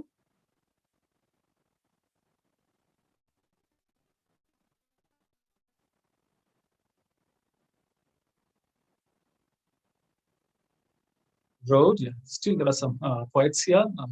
Just a stone there in that position to the extreme right. And finally, the only thing that is still missing, there was a car. I don't know. Right. The last one is that there was a bicycle. This again, you see that from present tense, I've just slightly moved on to the past tense part. Only those people who just look at it objectively might have followed what I have been taking you through, mostly grammar. But otherwise, as a student, you wouldn't notice that you were learning grammar through these visuals. This is, in fact, the original picture. So just have a look at them. Yes. Right, so for those who cannot Photoshop with visual, you can even put it in a better perspective. Show a visual with a lot of things. Say that there was a theft in that room and ask the students to guess or find out the items that were missing. So I've tried my best to make it as simple as possible for you as a participant, that you should not, as a teacher, be handicapped with whatever resources available on the internet, or as a resource available as a person. As I said, I could only complete some 50 to 60% of what I have put together. But I really have, and there's still a bit of a doubt whether I have to go with the other parts as well. I thought I could integrate all of it to tell you that, everything of what language comprises, you can teach using simple line drawings. Where you can teach them the elements of grammar, you can teach them the functions of grammar, you can teach them the skills of grammar. It does not require path-breaking software or multimedia and blah, blah, blah. All that you require is a mind to think creatively and to think in the simplest possible manner, because human beings are capable of creating the best out of the simplest of things made available. So visuals, remember, have the potential to make students explore, and create a lot in a language, in an English language. So I don't know, there are a few more slides due to want of time. I think I've made my point clear. With this, I'll, with the permission of the organizers, leave the floor open.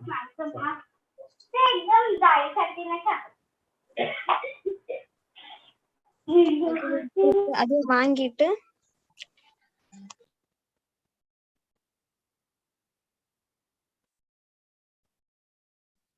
Right, Professor TB, I'm done with the presentation. If there are questions, I'd be willing to answer.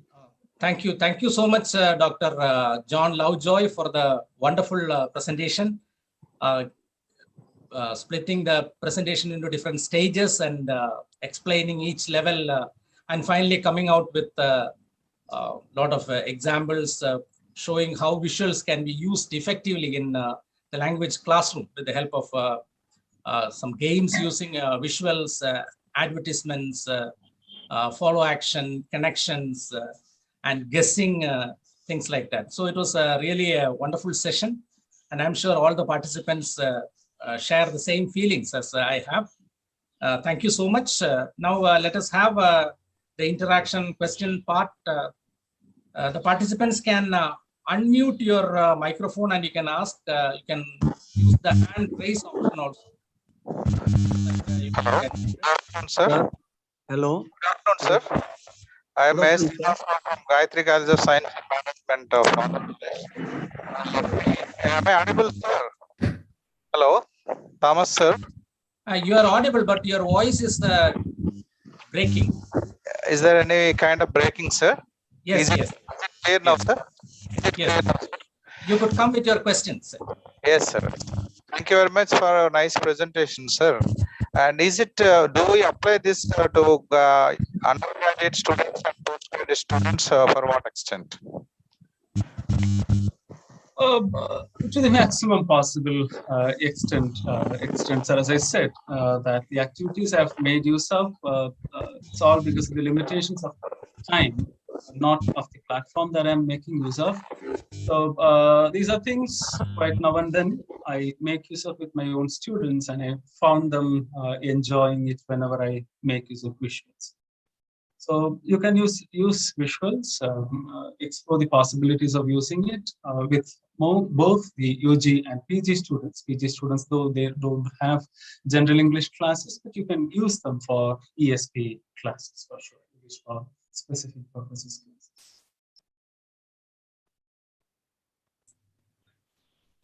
Professor Lovejoy, I think it was a wonderful presentation. Thank you very much. Two concerns. One, at the primary, tertiary levels, perhaps visuals work extraordinarily brilliantly, and then they are very appealing and they engage students. But as we go up in higher university levels, etc., perhaps visuals may not appeal for a long time. Maybe one day it's okay. The second day, may they lose their appeal. It perhaps happens. And similarly, if language is not the focus and literature is the focus, it may be a little more difficult to use visuals. I just would like you to comment. Yeah, thank you, sir, for the question. It's a wonderful question. The question can be split into two parts. As far as I understand, part number one, whether visuals can be used continuously at the tertiary level. The answer to that, I've already responded to the previous participant. You can. It is not about visuals, but it is about the variety you bring in with the activities. One. And two, I fondly remember my class in a literature class. That's something that still holds good. That was a class by Professor Rajiv Krishnan at ESL University. He was teaching us literary appreciation, where we did not have, LCD projectors then. He was using, the slide projectors. He projected the Renaissance paintings. The way he interpreted those paintings still fresh in my memory.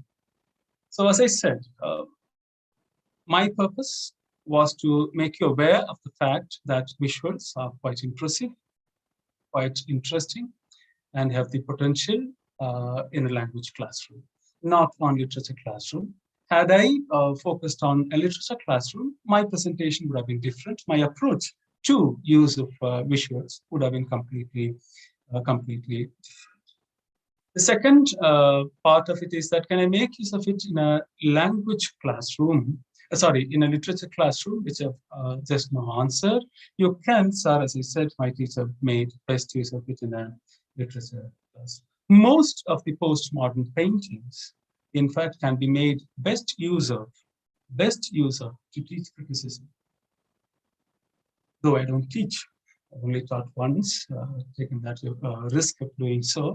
But had I spent a little more time teaching them literature and criticism, I would have definitely made use of paintings belonging to that era to very well exhibit how the principles of criticism are very much applicable to paintings as well, which I consider issues. Thanks. Thank you, sir. Now, Madam Danya, if you have a question, you can unmute and ask the question. Sorry to interrupt. I had a painting by Picasso, Guernica, as part of this presentation. I took that out due to one of time. Thank you. Yeah, go to the participants with the questions. Sir, I have a question. Respected sir. Go ahead, sir. Sir, I want to ask Honorable Sir, I think there is a danger sometime while, particularly when we are teaching poetry or some specific content, that there is a interpretation through the visuals. There is a danger that the listener or student can interpret differently what we actually want to convey. Is this dangerous side of these visuals? It's my humble perception or attitude. One of the shade of these visuals. What's your opinion? No, so even without visuals, any text is open to different interpretation. So you cannot blame the visual for different possibilities. A poem is open to interpretations, and reader response theory very well states that the readers have the right to interpret it the way they want to, and that they have got a perfect backing rationale behind the interpretation. Every interpretation is good, because even a writer who produced the poem or a novel or a short story, I don't think has the right over different interpretations. The job is to write, but as you know, even those people who tried interpreting their own work of art failed miserably. Thank you And very much. Visuals, of course, are no exception. If it is open to interpretation in a literary class or literature class, then I think that's a better way of educating students on what literature is capable of.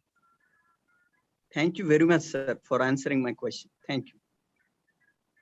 It's Lavjay. I have one more question. How do we handle student errors in such classes? For instance, you ask us to write in instruction and we give you a question, and you ask us to give a word and we write a sentence. You ask us to give a sentence and we write a word. Yeah, this of course is not something to do with visuals. Good question, sir. See, the way you correct the errors of the students depend on the philosophy you believe in, or depend on the approach you adopt in a classroom, or something that you believe in as a teacher. If you think that you have to then and there correct the errors, you're welcome to do so. It has got its own advantages and disadvantages. If you think that you have to indirectly point at the errors committed by the students, that's another way of approaching the errors. But there is one thing that is clear, that at one point in time, errors must be corrected by the teacher, either instantly or later as a group towards the end of the class, without pointing out at the student who committed that error. Because if you don't correct them, then there is a possibility of that error getting fossilized. That may be a problem when students enter college or students go out of the college, because once it is fossilized, unlearning what has wrongly been learned will be a trouble both for the teacher and the student, because unlearning is the toughest process for a student as well as the teacher. Thank you, Professor. Hello, sir. I have Good morning. not corrected them. I have not corrected you. As I said, you are learned audience, one. Yes. And two, that it may take more, take my time of the maximum I could provide you, if that's the only problem. This you don't have because you meet them for a semester or two, or even go through all 4 semesters. What I noticed during your presentation is you gave further instructions so that people would get the point, and then, yeah, you did that wonderfully. Thank you. Thank you. Thank you that you brought that in. Thank you, sir. Sir, good morning, sir. I'm Nagakala here. I have done a little research on these kinds of, introducing a kind of visuals and play things, games and all in the classroom and all. But my question to the university students, visuals are good. It has given a good response. But how far, like, I mean, for example, if I have 2 hours lecture, can I limit, is there a limitation that I have to use these visuals only for such time or something like that? What do you think, sir? Oh, that's a good question and a concern that how far can I go with the use of visuals? Just like any methodology, just like any class, your plan is driven by your purpose. So therefore, if the purpose of your lecture, purpose of your class, a purpose of your interaction, a purpose of whatever you do with the student demands an extensive use of visuals, use it.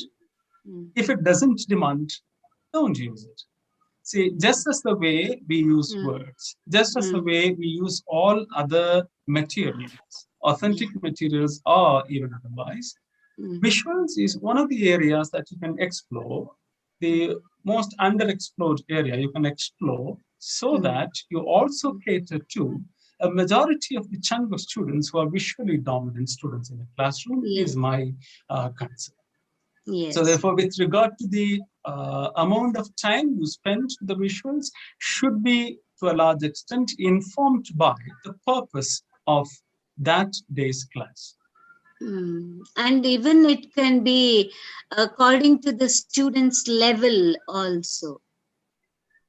Yeah, is it, the student's level, either you will have to change the visual, or you'll have to change the activity that you built around the visual. Okay, okay. Thank you, sir. It was very informative and it was very good. And of course, like one of the persons who told, who was asking earlier, whether it is a poem or a literary piece or general English, these visuals, they will have different opinions, like, and everybody can give their own opinion about it. Right, sir? Am I right, sir? Yes, ma'am. That's what I said. Yes. Yeah. And another point I would like to say is that when I taught my students, first-year students, Kubla Khan, I asked the students to convert that into a painting. Okay. They're so excited doing it. Not all of them, that would be a false claim. But those students who could draw better, I grouped them into groups of 5 or 4, and then each group came up with their own painting. Previous day, I announced that they should bring pencil or crayons or whatever they have called, sketch or watercolor. One of the students now doing his second MA brought in my own college, brought watercolor, and I still preserve that visual. Thank you, sir. Thank you so much. You enlightened us. Thank you, sir. Hello. I just wanted to share my experience rather than asking a question. I am one of your students. It was a pleasure to listen to you after a very long time. I did MA and MPhil at St. Joseph's College. And I remember I would never forget the presentation that you made. It was Jonathan Livingston Seagull. And seeing Seagull in the pictures, they were so vivid and beautiful. And I still remember the question, how the last portion of it, when you said, how much time do you think I would have taken to prepare this presentation?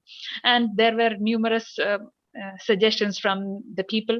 And the final answer was 1 month. And the amount of effort that Dr. John Lovejoy took to do that one presentation. That was huge, and we had a great experience of listening to his classes, especially the ELT classes. We will never forget them. So I should actually, it's a testimony that his classes where we had visual experience, they were great, and we miss them these days. And I remember he has helped me with one of those presentations where we worked on advertisements, how we use advertisements in visuals. Thank you, sir, for that great presentation. Thank you so much for the compliment. Hello, sir. May I come in, sir? Hello. Hello, sir. I have a question. Yeah. May I ask? Okay, sir. Actually, it was a nice session, and my question is that when we teach students, we have before us text as well as visuals as well. So I need to ask sir here, sir, what we should go for first, whether we should go for visuals first or with the text first, so that the students can get better understanding. Sir, I want to know that about. Shall we approach visuals first or the text that is available there? No, the answer to this question is almost similar to the ones I gave earlier, because if you classify the questions asked by the participants, more or less they fall under the same category. So therefore, I would like to reiterate the point that whether you use the visual first or visual next depends on the purpose of a class. If you think a class has to, because I remember when I taught them Kubla Khan, with one batch, I started with a mere description of Kubla Khan, not the poem, teaching them verbatim, but the description of what I have understood Kubla Khan is all about, and asked them to, convert that into pencil arts. Yes. But later on, what I did was to ask them to read. Many of the students did not understand, understandably so. And when I explained the painting, just whenever I look at, think of Kubla Khan, I only look at painting in words. When I explained it to them, interpreted it to them, and invited in interpretations of theirs, and asked them to redraw their own painting. Some of the students had different paintings, which meant that their understanding of my description of the poem is different from their understanding of my explanation of a poem. So with the next batch, I did not ask them to do any of these. So everything depends on what you have in mind and for what purpose you're making that particular visual. What purpose you put the visual to matters a lot. It is not the order that matters. Actually, sir, the visuals that are given there, that are mainly related to the text. So I'm telling you, is that will be impactful or not if we approach visuals first or the text first? Because obviously yes. Because yes, sir. Obviously yes, sir. Because we see to learn as well. Not yes, always we read to learn. We also see and learn. Thank you, sir. Thank you. So why should we take that joy of seeing and learning away from students? Okay, sir. Thank you.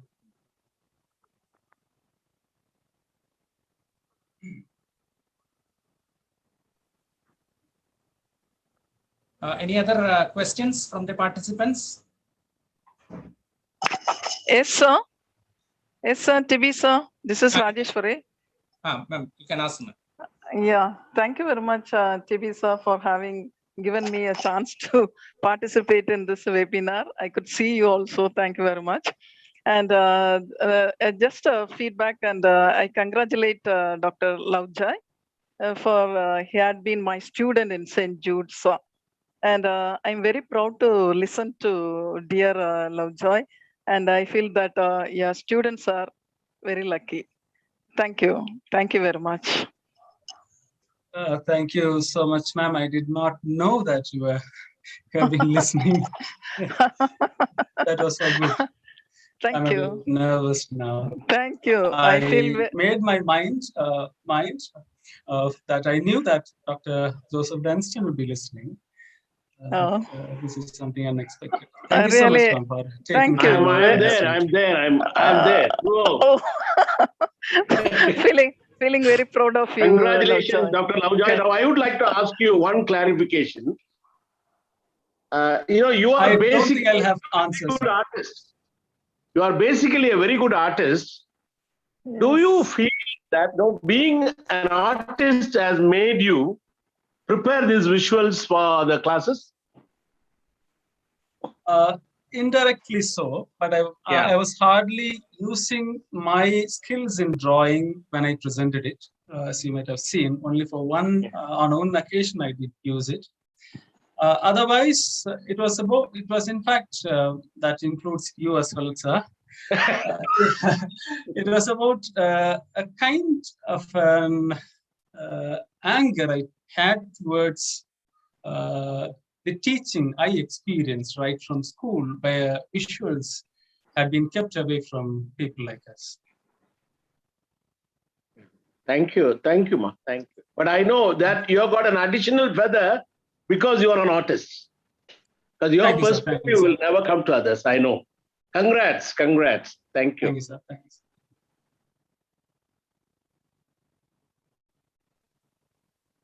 Thank you, Dunstan sir and Rajeshwari madam, for your questions and adding to the presentation.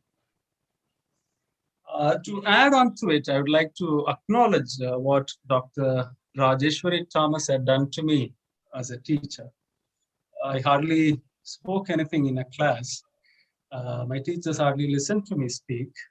She was my first teacher to compliment me with a few, artistic things when I was a student. So, thank you so much, ma'am. That meant a lot to me as a student.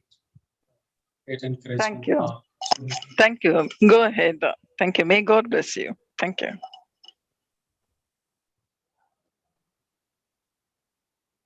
Is there any other question from the YouTube? I think I noted one question from the YouTube.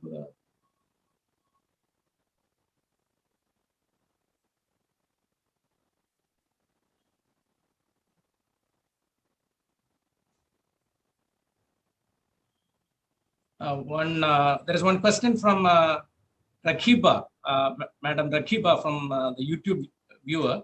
Sir, please recommend some books for activities which you have shared with us today.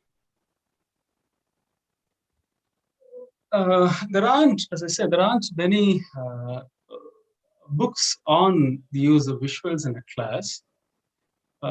Nor do we have enough research articles on use of visuals. We have a few though, most of which are on cognitive sciences. Those which have something to do with the use of visuals, books and the articles, I think I'll send it to the organizers. Hopefully they'll forward it to you. Definitely that will reach you.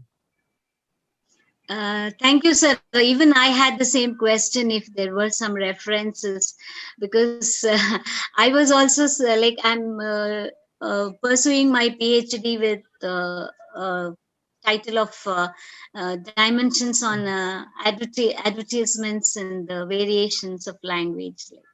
So I was just referring some books, but not many things are available. Now, books on advertisements and how language contributes to advertisement, we have many. But on methodology, we have very little, ma'am. I'll definitely send it, ma'am. Okay. Thank you, sir. Thank you, sir. Thank you.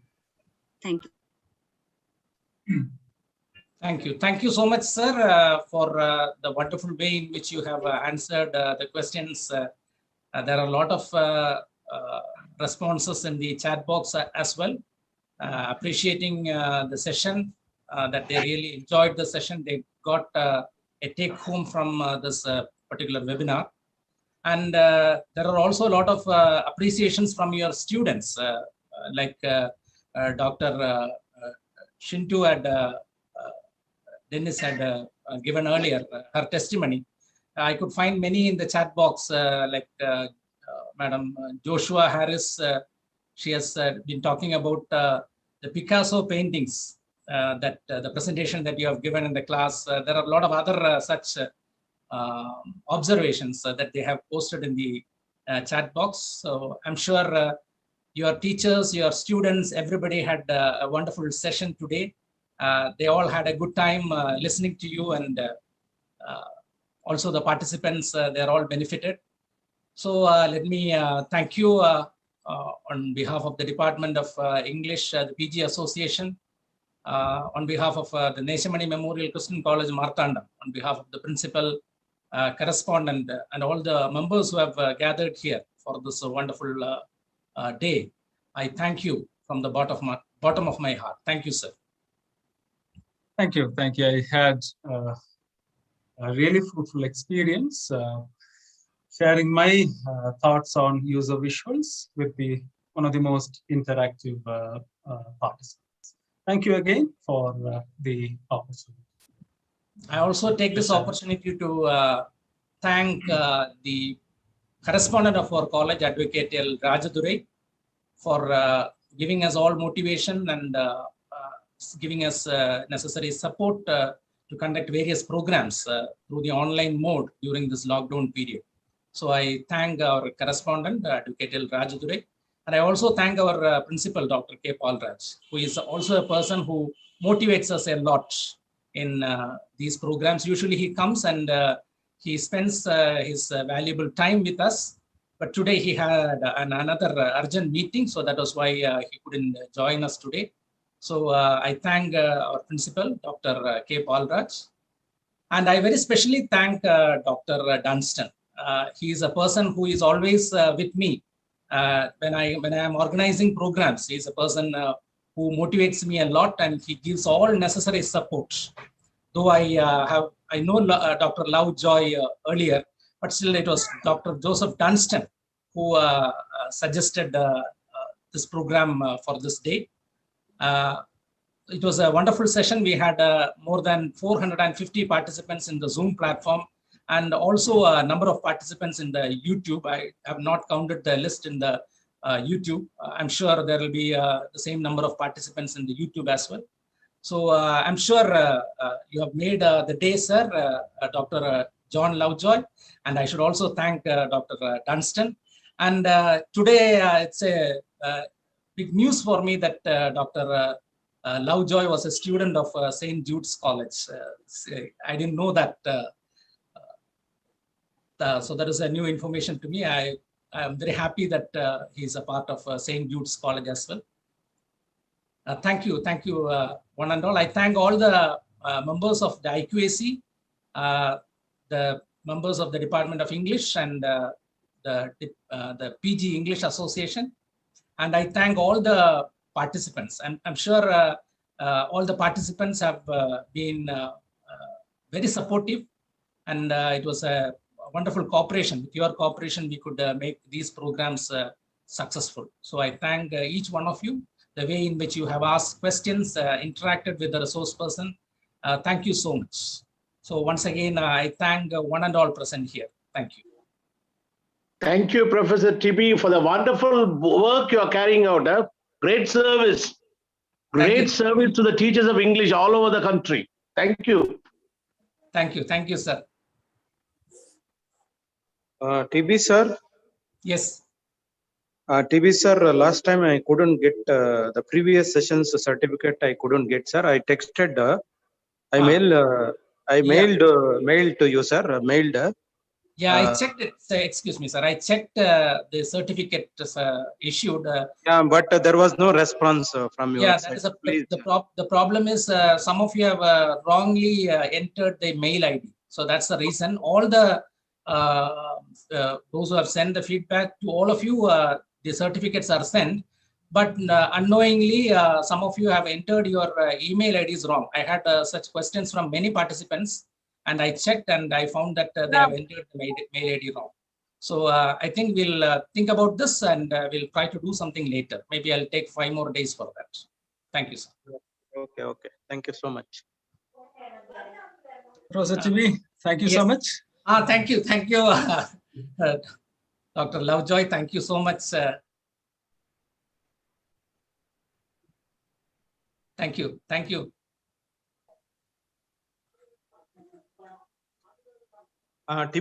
Thomas, sir, could you give me your number, sir, so that I can get back to you regarding my certificate? I think you have sent a message in the WhatsApp, right? Thomas, sir, could you? Just a minute. Hello.